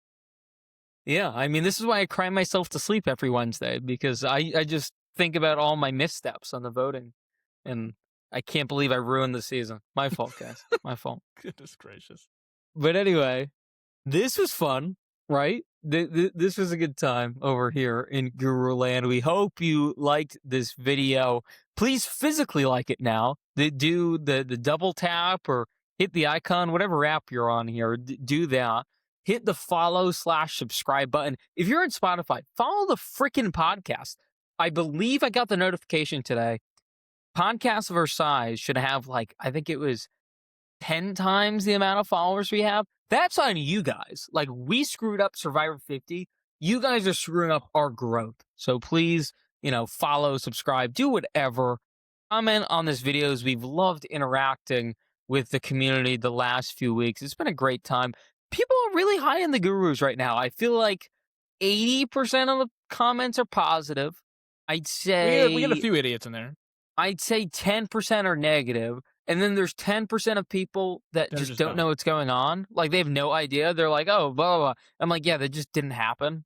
Or something like, there's a lot of like, last week when we pitched the expanded trial, well, they're like, oh, the big group would have voted everyone out. And I was like, what big group? And then there was a lot of silence afterwards. Like, that was good, They're like, oh, but it's like this tonight's doesn't episode. make sense. And then you're like, oh, it doesn't? And then they don't respond. You're like, okay. It's like tonight's episode. It's like, who's the middle? Coach is like, they're the middle man. It's like, what do you mean? There's a lot of people. Like, what are you talking about? What middle? Like, it's very strange. Like, no one can explain like, I don't know. So some people just have a different broadcast, and that's not our fault. I have no idea what they're doing, but we know what we're doing over here in the Gurus. We're splitting our content up. That is my official announcement tonight. In the coming days/weeks, we will be splitting the content version of the Gurus, the media side, with show reviews and Survivor and Big Brother recaps and all of that fun stuff. And then our sports sector with everything sports related on the other side. We just want to make sure the people who come for the sports stuff get to see exclusively the sports stuff. And then the media stuff with, Survivor and all that get to see Survivor and all that. That's going to be easier for everyone going forward. For Theo, for Mike, I am X. We are the Gurus, and we are excited to see you next time. Peace.